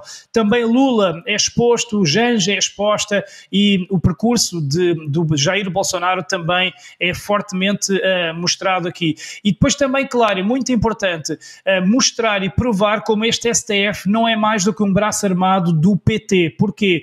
Porque dos 11 ministros, 7 foram indicados pelo PT. Estão lá, até o advogado Zanin está lá. Aqueles que, o advogado de Dirceu também lá está. Todos aqueles, o próprio Alexandre de Moraes, que era advogado de um dos maiores criminosos da Lava Jato, quando ele foi condenado, depois soltou quando se tornou ministro do STF. E todos esses esquemas aparecem. E, portanto, o PT que minou completamente o STF e o TSE, que é outra vergonha que expomos também lá. O Brasil é dos únicos países do mundo onde os gestores eleitorais são os mesmos do Constitucional, ou seja, eles mandam em tudo, fazem chantagem com o Legislativo e basicamente engoliram os poderes todos. Tudo isso é desmontado com uma enorme precisão e começou em 2022, com a minha primeira ida ao Brasil. E posso-vos dizer que o que me levou a fazer o documentário foram precisamente 2 dias-chave. O 7 de setembro de 2022, onde eu senti um sentimento muito bom ao estar ali no meio daquele mar de gente, um sentimento positivo, e o 25 de fevereiro de 2024, onde eu fui preso, tratado como um criminoso, e aí trouxe em mim um sentimento de raiva e de injustiça. Esses 2 dias marcaram-me e disseram-me: não, agora vou ao fim do mundo gravar este documentário, dura o tempo que durar. E então foram 10 países, desde a Índia, Estados Unidos, Inglaterra, Espanha, Argentina, Itália, França, por aí em diante, Bélgica, Parlamento Europeu, até ao próprio Brasil, como é óbvio, onde também ouvi vários advogados da Débora, do Daniel Silveira, família do Clériston, a entrevista exclusiva a Jair Bolsonaro, Nicolas Ferreira, etc, etc. Está muito, muito completo, foi um trabalho de 1 ano e meio e eu creio que não falta lá nada. E volto a dizer, até vocês brasileiros que sabem tudo o que aconteceu nestes 4 anos, quando virem tudo encadeado, vão ter a mesma reação que os apresentadores de televisão aqui em Portugal, os atores e os artistas tiveram quando acabou aqui o documentário. De olhos abertos, virados para mim, disseram: Sérgio, isto não é possível. Se eu não visse, eu não acreditava. O que está acontecendo no Brasil é surreal, é inacreditável. Estava toda a gente de boca aberta. Eu quero que o mundo saiba o que se passa. Por isso é que faço questão de, antes de lançar no YouTube, correr os cinemas do mundo para que o mundo saiba quem é esse ditador, esse traste chamado Alexandre de Moraes. Boa. Professor Suano. Sérgio, meus cumprimentos a você, parabéns pelo trabalho que você tem feito, e para mim é uma honra e um orgulho. Faria apenas uma correção, você também é brasileiro, porque você se tornou um vulto. Eu já tinha te falado isso em 2024, quando você sofreu aquela violência que ocorreu no nosso aeroporto. Ali você já estava mostrando que você tinha se tornado um vulto da nossa história, por tudo que você está fazendo, em especial de esclarecimento à sociedade brasileira. Eu teria 3 perguntas, são muito rápidas, apenas para tentar entender quais são os riscos que você corre. Primeiro, quais são os riscos de censura que você pode estar recebendo já de imediato como reação por parte de autoridades do Supremo Tribunal Federal? Segundo, quais são os riscos pessoais? Por uma razão simples. Você joga no tabuleiro de xadrez alguns peões ou algumas peças que são perigosas. Quais são os riscos pessoais que você está sofrendo? E terceiro, se as autoridades em Portugal estão tendo acesso e estão conseguindo se ilustrar com tudo aquilo que você apresenta, ao ponto de, essa é a questão que me interessa, começarem a fazer investigações sobre eventos que ocorrem em Portugal, porque, queira ou não queira, Portugal acabou se tornando uma espécie de santuário. Na linguagem militar, santuário é aquele território que ninguém toca porque pertence a outro país, o cara vai lá para descansar e para fazer o que quer, se recuperar e depois avança para combater os seus adversários. Já estão investigando essas entidades ou investigando esses eventos? São 3 excelentes questões muito pertinentes e começo já pela última. Neste documentário, felizmente, estavam vários deputados do Partido Chega. É já o segundo maior partido português, é o partido que lidera a oposição, o partido de André Ventura. O próprio eurodeputado Tanger Correia estava presente e o Chega já começou também a fazer marcação a esses ministros. André Ventura, depois das minhas declarações aqui na Oeste, no Jornal da Oeste, sobre Gilmar Mendes, começou também já a pedir investigações ao património de Gilmar Mendes. Então, neste momento, o Chega, o segundo maior partido português e um partido que será governo mais cedo ou mais tarde, porque a esquerda e a falsa direita sabemos que são nefastos e tão maus que eles se aniquilam eles mesmos e mais cedo ou mais tarde caem. Este partido que vai ser governo em breve está empenhado a impedir a presença deles. André Ventura já disse que Lula, se ele for primeiro-ministro, não entra aqui no país, mesmo que seja presidente, e Alexandre de Moraes e Gilmar Mendes também não entram. Eles vêm aqui porque no Brasil não podem juntar-se com os amigos, recebem logo ofensas e tudo mais, vêm aqui ter com prostitutas, vêm aqui fazer negócios paralelos e isso vai acabar. Eu estou empenhado, eu e o Chega estamos empenhados a impedir que eles entrem aqui. Obviamente que agora, respondendo às outras questões, isto traz muitos riscos, até porque no documentário eu exponho as ligações ao narcotráfico que tanto o PT tem como o STF e o próprio Alexandre de Moraes. E obviamente eu estou a mexer aqui com o PCC, que até o Eduardo Tagliaferro foi perseguido. E Portugal já tem 1000 elementos do PCC. Só que quando entramos nesta guerra, ou vamos com tudo, ou mais já vale não ir. E eu decidi ir até ao fim, não penso nas consequências, vou até às últimas instâncias. Eu fiz uma promessa em lágrimas na Avenida Paulista, perante 1 milhão de pessoas. Eu prometi que eu ia levar o seu grito de revolta ao fim do mundo. E vou, e simplesmente não penso em mais nada.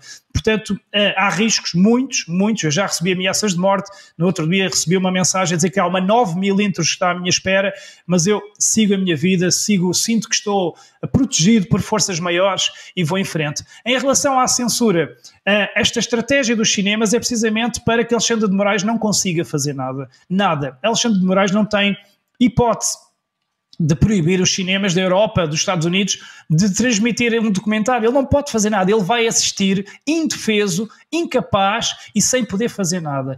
E depois, quando for transmitido nas redes sociais, será transmitido no YouTube, que está no meu canal aqui na Europa, é um servidor europeu, onde as ordens judiciais de Alexandre de Moraes valem zero, absolutamente zero. O que ele pode fazer é impedir que o meu canal seja visto no Brasil, mas até aí vai correr mal. Porquê?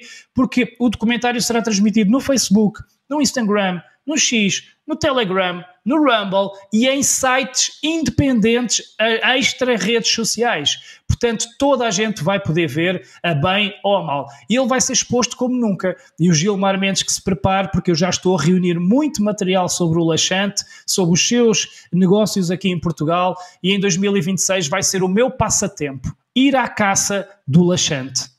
Caramba, Sérgio, tá todo mundo aqui dizendo uau! No chat estão falando assim, incrível o Brasil, que tem um português e um argentino defendendo o Brasil. Maravilhoso, isso é Brasil, isso é Brasil.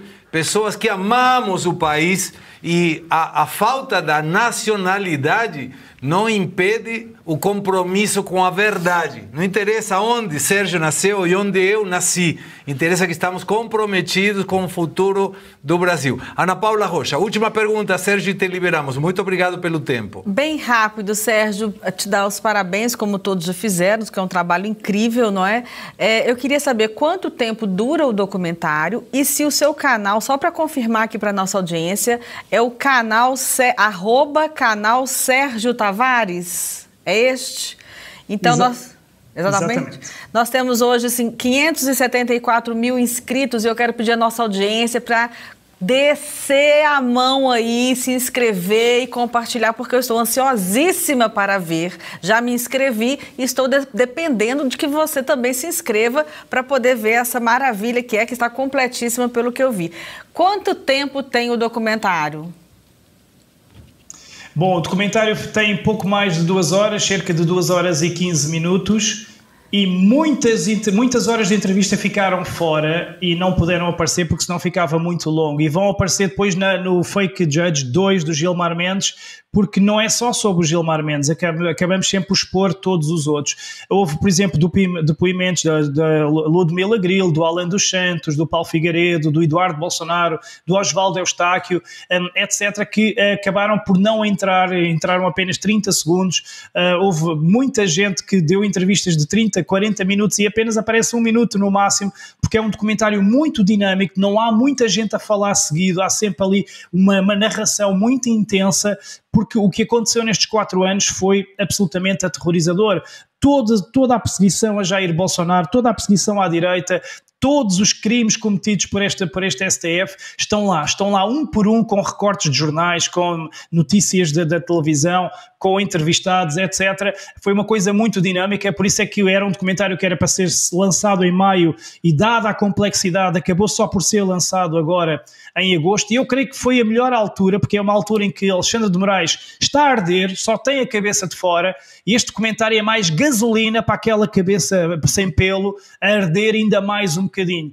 E eu acredito, sinceramente, e modéstia à parte, que este documentário vai ser muito importante até para libertar Jair Bolsonaro, porque está lá completamente provado como ele é inocente e como ele é que foi golpeado, e vai ser também importante para que Alexandre de Moraes acabe atrás das grades, porque uma coisa é os Estados Unidos receberem denúncias dali, outra coisa é o Donald Trump, é Marco Rubio verem 2 horas e 15 de crimes atrás de crimes de forma surreal. Eles terem a mesma reação que os artistas e que os deputados tiveram aqui em Portugal, que saíram de olhos arregalados, de boca aberta, mesmo a dizer-me, Sérgio, eu não acredito mesmo.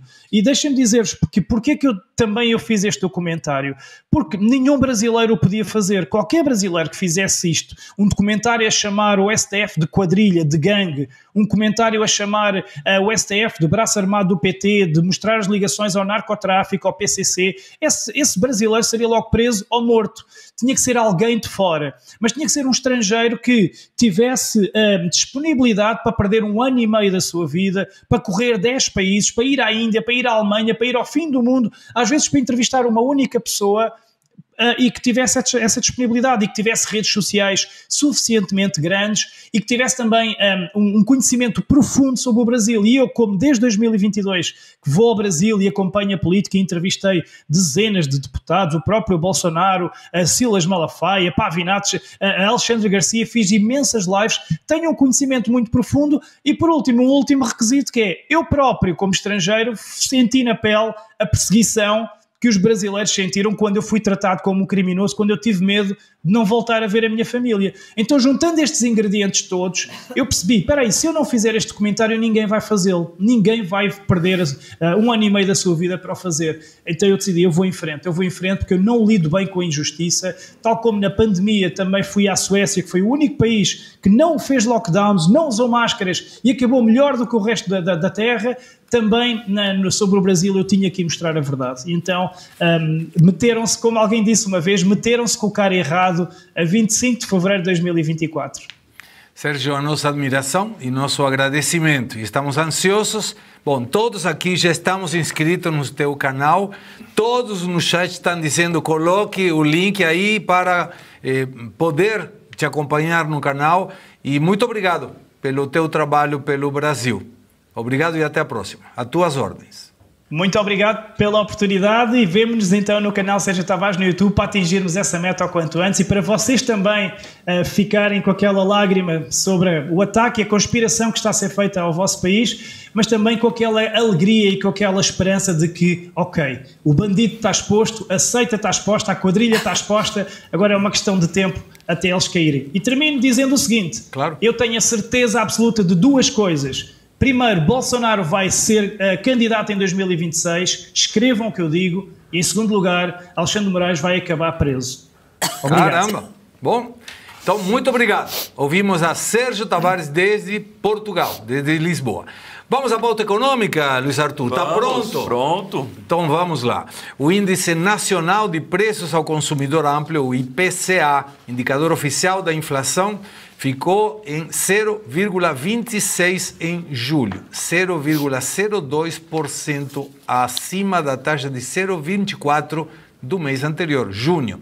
Essa foi uma informação do IBGE na manhã de hoje. No ano, o IPCA acumula alta de 3,26% e nos últimos 12 meses o índice ficou em 5,23%. Abaixo dos 5,35 dos 12 meses imediatamente anteriores, mesmo assim, acima da meta. Segue precisamente que é de 4,5. Isso é o teto da meta, porque a meta é 3%. 1,5% para cima, chegando ou podendo chegar a 4,5%, 1% para baixo, chegando então a 1,5%. Em julho de 2024, a variação havia sido de 0,38%. Dos 9 grupos pesquisados, 6 tiveram alta em julho.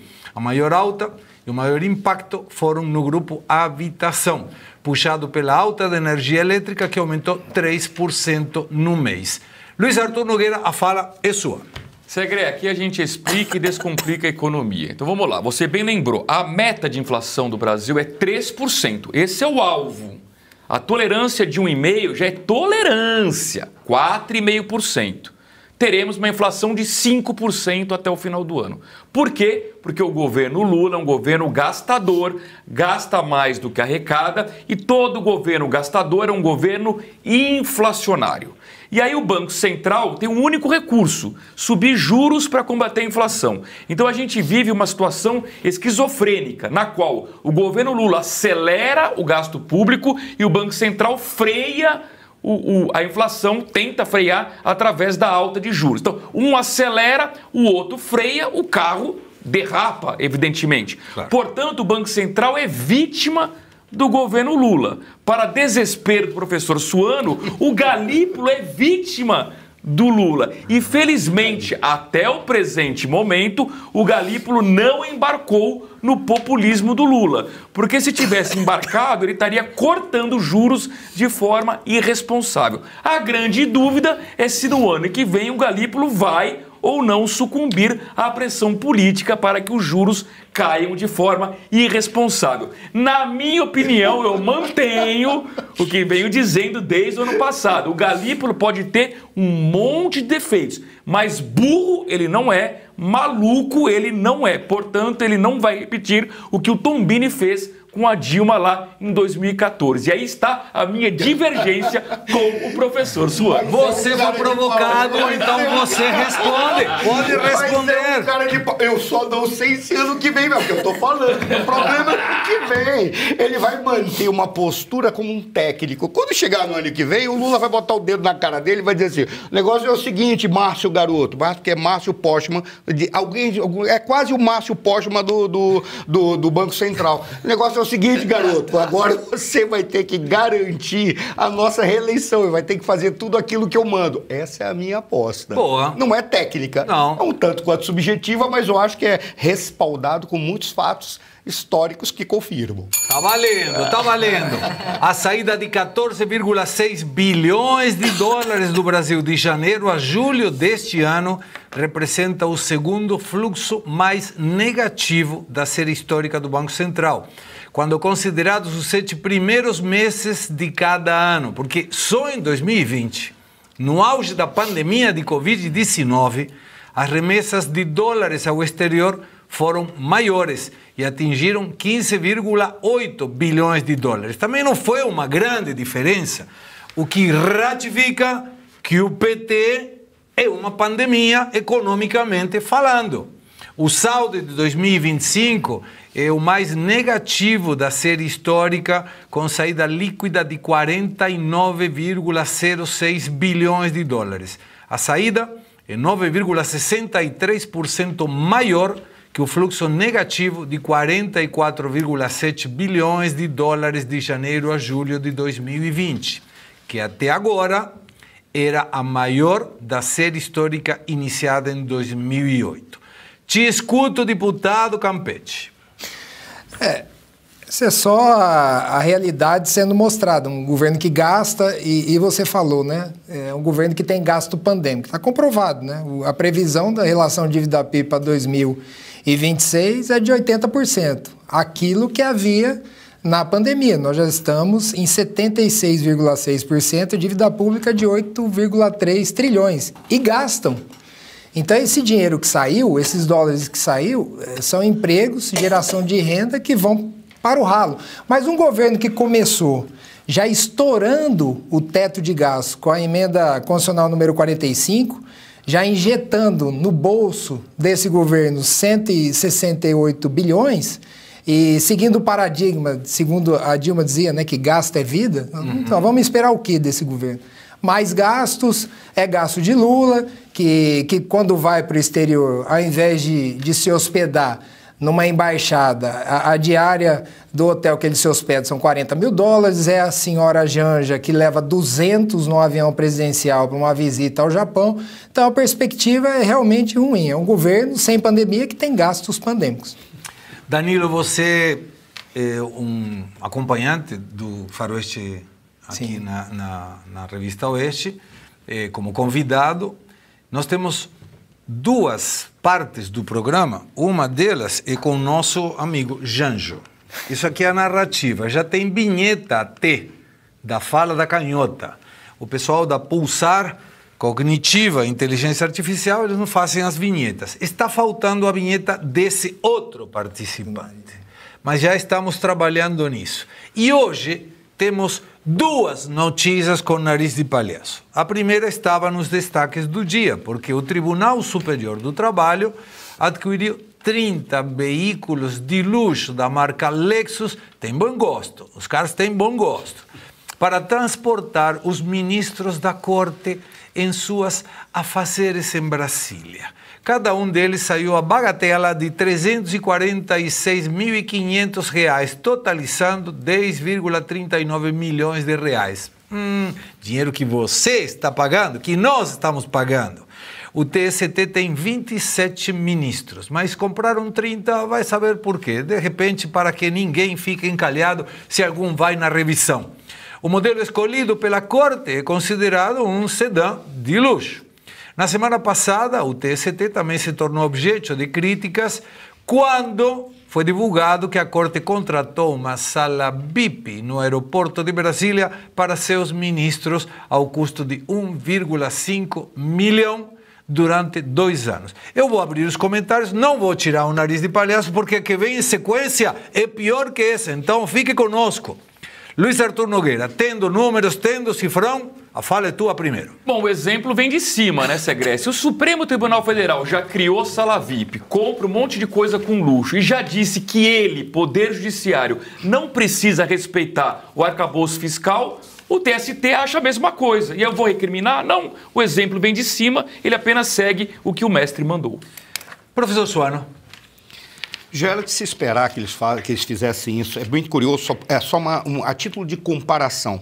Eu tive a oportunidade de frequentar alguns consulados e embaixadas e vi as festas daqueles consulados. Quanto mais pobre o país, ou quanto mais acusado de corrupção é o governo, mais você encontrar luxo nas instalações, na logística, na vestimenta e na comida que era servida por essas autoridades. Ora, isso é apenas um atestado de que, num caso como esse, eles precisam se isolar da sociedade brasileira. A Ana fez uma pergunta fantástica. Foi ontem ou na sexta-feira? Foi ontem. Ela falou, quem são esses caras? Quem conhece esses caras? Ao ponto deles precisarem de uma sala VIP no aeroporto, sob o risco de segurança, sob o risco da vida, incomodados. Era para não serem incomodados. Por causa de pessoas estranhas. São pessoas que não têm relevância nenhuma, mas eles já estão num estamento porque eles já se sabem separados da sociedade brasileira. Essa estrutura foi criada assim. E vamos esperar mais. Virá mais coisa ainda. É bom a gente se preparar. Vai ter coisa no futuro, para o TSE, para o CNJ, para as cortes estaduais, porque essa é a tendência lógica. Eles precisam fazer isso para aumentar o luxo, se separar mais da sociedade e se isolar dela, porque senão eles apanham na rua. Agora, de 27 ministros, não teria apenas um, que diga, senhores, eu não sou o cargo, eu sou a pessoa. Eu não aceito isso. Eu renego esse benefício, porque a gente vem a trabalhar no setor privado, sabe, algumas empresas muito grandes que colocam um carro para o uso da pessoa, eventualmente até por uma questão de segurança, mas é um ministro do Superior Tribunal do Trabalho que ninguém conhece e tem que compra um carro econômico se quiser. Um ministro, só um, que diga, senhores, isso aqui está errado.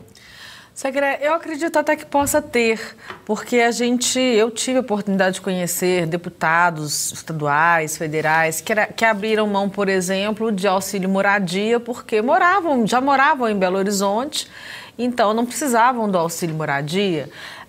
Então eu já vi pessoas individualmente, né, abrindo mão de determinados benefícios porque eles são demais. E esses ministros do TST e todas as pessoas que se apoderam dos benefícios à custa do dinheiro público, que falta o remédio lá no posto de saúde, deveriam se dar ao respeito e ter vergonha na cara, essa que é a verdade. Mas existem as pessoas, sim, são pessoas... É um mínimo de pessoas, digamos assim, são autoridades que às vezes não aparecem. Né? Eu citei aqui já o caso do governador Zema, que fez várias ações nesse sentido. E, infelizmente, quando essas pessoas às vezes demonstram o que elas estão fazendo, são tidas como querendo aparecer. Então é muito complicado. Agora, que existem pessoas que têm o senso de ética, de moral e que acreditam, né, que a sua vida aqui é apenas uma passagem para algo muito mais importante depois, eu acredito que tenha sim, e talvez até no TST. Eu espero, e vou dar um exemplo, em primeira pessoa. Em 2001 eu trabalhei para o governo da província de Buenos Aires. Fui diretor e criador de como se fosse a Apex. Se chamava Buenos Aires Exporta. Era cargo de secretário, embaixo do ministro. E naquele momento me deram a oportunidade de ter um carro com motorista e um celular pago pelo contribuinte. E eu falei que não. Era engraçado porque era reunião de gabinete, eram todos Peugeot 405 na época e um Twingo verde. O Twingo verde era o meu. E eu chegava com um Twingo verde, não tinha motorista, não tinha nada. Eu chegava lá, inclusive um diretor...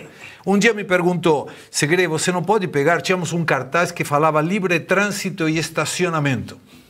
E eu não peguei. Eu pagava o estacionamento. Aí falou, se você não pega, nós que estamos embaixo de você, não nos dão esse cartazinho.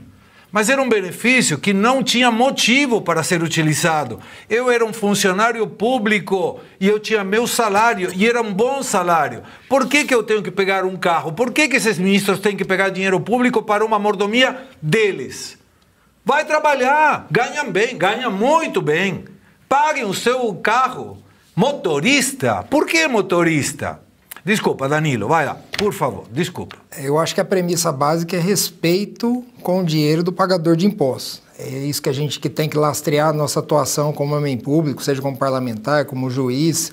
E realmente, um deles tem que colocar a bola no chão e dizer, olha, será que a gente não está exagerando? Mas como o Luiz Arthur falou, a referência deles é um órgão que faz licitação de lagosta. O vinho que é servido nos jantares tem que ser campeão em pelo menos 5 competições.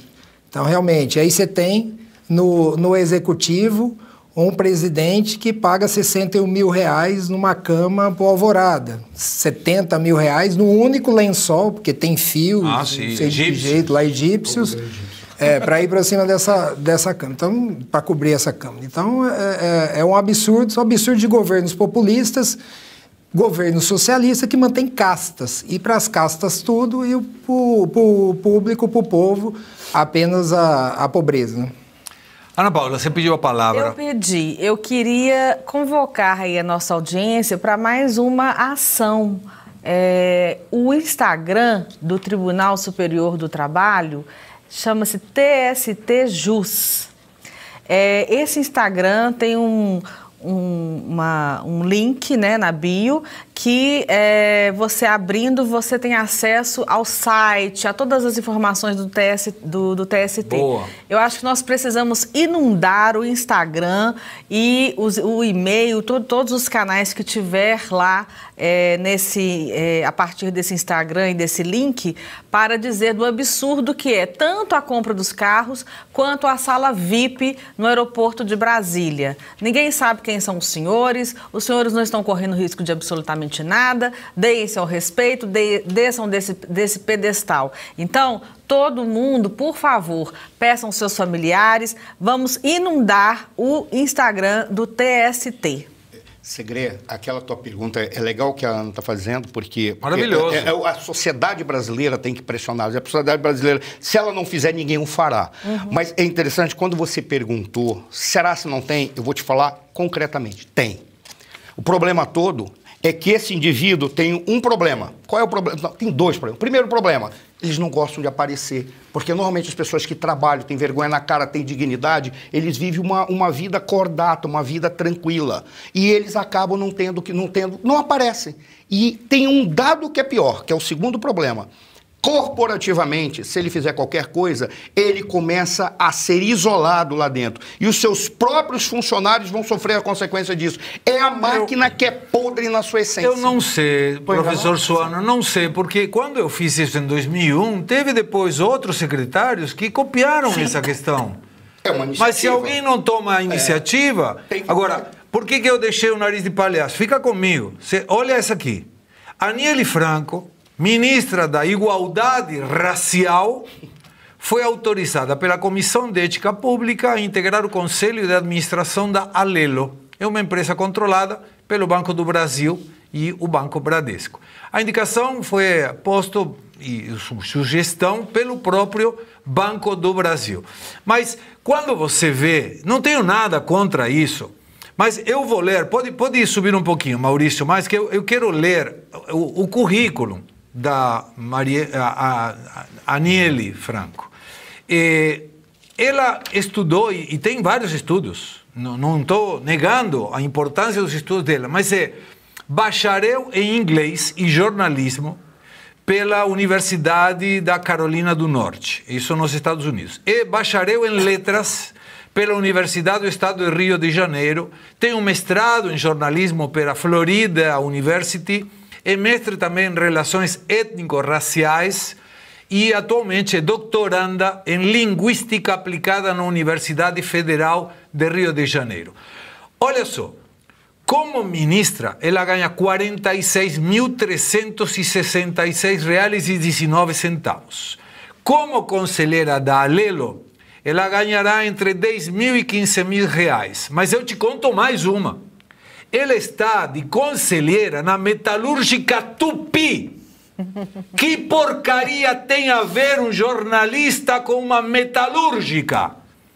E sabem quanto ganha aí? Não é aberto, mas é a distribuição para os conselheiros devido à quantidade de conselheiros. Pode chegar a 89 mil reais por mês.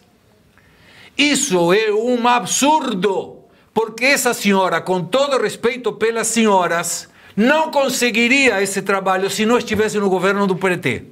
Não conseguiria. Não seria contratada nem pela Lelo, nem pela Tupi, que não tem nada a ver. Pode ser contratada, assim, como diretora de uma emissora, porque o currículo dela é muito bom, jornalisticamente falando. Pode ter trabalho pela sua profissão como professora de inglês. Mas o que tem a ver com a metalúrgica Tupi? Pode ser 89 mil reais. É um tapa na cara da sociedade brasileira. Danilo, você trabalha no setor público, você é servidor público. Qual é a tua observação quando enxergamos isso? É mais um absurdo, né, para os aliados, tudo, né? Vai complementando a renda daqueles que estão no mesmo barco, né? Então, a gente vê aí, e são 15 mil segredos, uma reunião por mês. Uma única reunião por mês, são 15 mil reais a mais na conta. Obviamente, a lei das estatais estabelece um conflito de interesses claro, mas é o que a gente estava dizendo, né? Para os amigos, para os aliados, tudo, né? Para os inimigos... Nem a justiça. Nem a justiça, não pode falar a justiça. Não, nem a justiça, né? Na realidade, para os inimigos, um julgamento célere, sem oportunidade dos advogados terem acesso total à defesa, sem ampla defesa, sem contraditório, e a divergência que faz no nosso país não vige a ampla acusação, vige a ampla defesa, contraditório, devido ao processo legal, que é o que está sendo subtraído agora nesses processos atuais. Isso tem um desdobramento que é muito sério, Segré. Não sei se vocês lembram naquele episódio quando a Dilma era presidente do Conselho da Petrobras. Sim. E aí teve a venda de Passadina. Uhum. E superfaturado, houve irregularidades. E o que a Dilma, como presidente do Conselho, disse? Que não leu, que não sabia. Por quê? Porque é isso aí, ó. Se acontecer alguma coisa na Tupi... Claro. Ela nem sabe o que ela está fazendo lá. Eu fico imaginando o que ela fala numa reunião dessas. Adoraria ter a transcrição de uma reunião do Conselho para ver o aporte fundamental que a ministra vai fazer na metalúrgica Tupi. Exatamente. Ou na Lelo a partir de agora. É uma vergonha. Mas eu tenho uma reclamação, porque o Luiz Arthur Nogueira, ele busca chegar a 22 mil pessoas dando like. Estamos com 20 mil, está fraco. Então vamos deixar as pessoas pensarem, refletirem no seu interior, porque agora vamos num rápido intervalo. Na volta, meu editorial e o final do programa. O sonho de visitar países europeus, ou até mesmo de morar na Europa, certamente já passou pela sua cabeça, não é mesmo? Ainda mais se estivermos falando da Itália, esse país maravilhoso com uma cultura incrível. Ser cidadão italiano te dá acesso aos 27 países da União Europeia, a 194 países sem necessidade de visto, incluindo os Estados Unidos.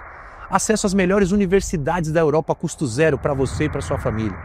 Acesso a um dos melhores sistemas de saúde pública do mundo, que é o sistema de saúde italiano. Você vai perder essa chance? Claro que não. Você deve estar se perguntando agora mesmo, por onde que eu começo? E é aí que entra a Pátria Cidadania. Nós somos especializados há mais de 9 anos a reconhecer o direito à cidadania italiana e portuguesa. São mais de 9 mil cidadanias reconhecidas sem nenhum único processo ser indeferido. Isso é mais segurança para você e para sua família nesse reconhecimento. Para isso, é só você entrar em contato agora mesmo com um dos nossos especialistas no 0800 100 3047 ou apontar a câmera para o QR Code que aparece aqui na tela e você irá iniciar o seu processo e a sua jornada de maneira fluida aqui com a Pátria. Do início até o fim. Entre em contato agora mesmo no 0800 100 3047 e inicie a sua jornada rumo à cidadania italiana. Seja muito bem-vindo à Pátria Cidadania.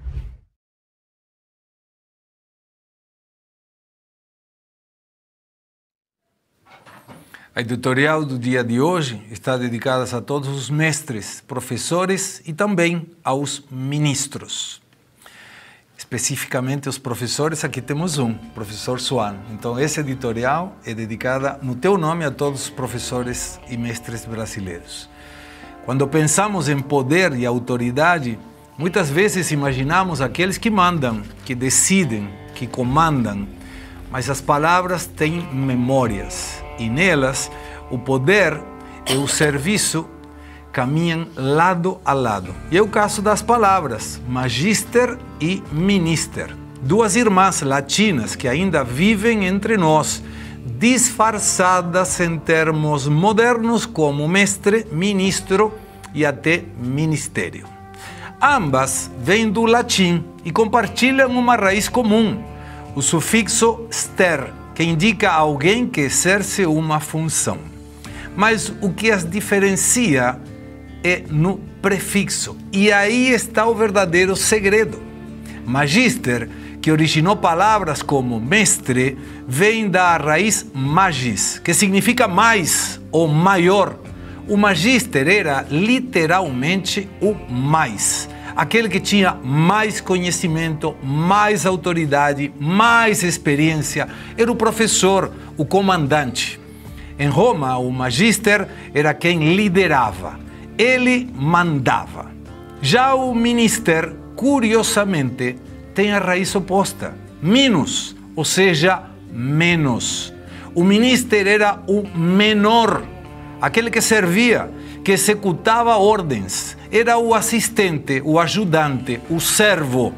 Na estrutura política e religiosa que herdamos, o ministro deveria ser, por definição, aquele que serve ao povo, que trabalha sobre o comando de outros, não acima deles. E aqui está a ironia. Com o tempo, essas palavras parecem ter trocado de lugar. Em muitas democracias, o ministro acumula poder e influência, enquanto o mestre cada vez mais luta pelo reconhecimento. Mas a etimologia não esquece. O ministro deveria ser servidor e o mestre uma autoridade conquistada pelo mérito e saber. Essa inversão de papéis nos obriga a refletir. Estamos respeitando o sentido profundo dessas funções? Nossos líderes são servos ou senhores? Nossos mestres ainda têm voz? Em tempos de confusão entre poder e vaidade, lembrar das raízes das palavras pode ser um ato político, mas certamente é um ato poético. Magister e minister, o maior e o menor, dois lados da mesma moeda, duas faces da liderança. É um convite à humildade no uso do poder. A importância do mestre ou magister é tamanha numa sociedade que todas as culturas têm um dia que homenageiam ao mestre, ao magister. Mas a mesma lógica não aplica ao ministro. Não existe nenhum dia de homenagem ao ministro, precisamente por ser o minister ou o menos. Então, por um Brasil com mais mestres respeitados pelo seu conhecimento e aporte à sociedade e por menos ministros que, abusando do seu poder, podem mudar a vida de muitos brasileiros de bem. A partir de agora, começará a ter lógica que uma autoridade do governo, não importa a sua ideologia, ou um dos 11 integrantes do STF, sejam chamados apenas de ministro. Professor. Primeiro, parabéns, Segré. Você trouxe os pontos que são essenciais e eu vou te dizer do fundo do coração. A ideia de um professor, de um mestre, ou magistra, ou magistra, falem do latim, que achar melhor, ela é tão sagrada que algumas sociedades elas entendem dessa importância. Não é o caso da sociedade brasileira. Na sociedade brasileira, professor é emprego, mestre é apenas uma forma de você se referir a alguém que é visto como inferior, porque ele é tão ruim que não conseguiu fazer nada e resolveu ensinar. É assim que no coloquial brasileiro se fala, ao invés de respeitar. Eu sonho um dia que nós cheguemos à grandeza da sociedade japonesa, por exemplo. que um professor é algo tão respeitado, o mestre é tão respeitado, que todos se curvam diante do imperador. E o imperador tem o dever de se curvar diante do seu professor. Muito obrigado. É muito bonito isso. Muito bem. Deputado. Eu quero agradecer a oportunidade, de novo, de estar presente, cumprimentar o professor Luiz Arthur, doutora Ana Paula, professor Marcelo Suano, a você, Segré, dizer que nós, homens públicos, aqueles que ocupam cargos públicos, eles precisam entender que o poder ele deve trazer mais responsabilidade e menos privilégios. Eu acho que essa deve ser a premissa e que para cada degrau que nós subamos, seja na vida profissional como na vida pessoal, nós devemos subir mais 2 degraus de humildade. Esse é o propósito nosso e agradecer novamente a oportunidade, agradecer a todos que nos acompanham aqui no Faroeste, a Brasileira. Dizer que eu estou à disposição, gostaria de passar Por favor, rapidinho. O número do meu Já gabinete. no horário. É o 11 996890563, minhas redes sociais, APF Campete, @PF Campete. Muito obrigado, fiquem com Deus. Luiz Arthur, muito obrigado. Dólar em queda, R$ 5,38. Ana Paula, muito obrigado. Beijo para todos do chat. Lutemos pelo Brasil que queremos e teremos o Brasil que merecemos. Da minha insignificância, agradeço a tua audiência e nos vemos amanhã.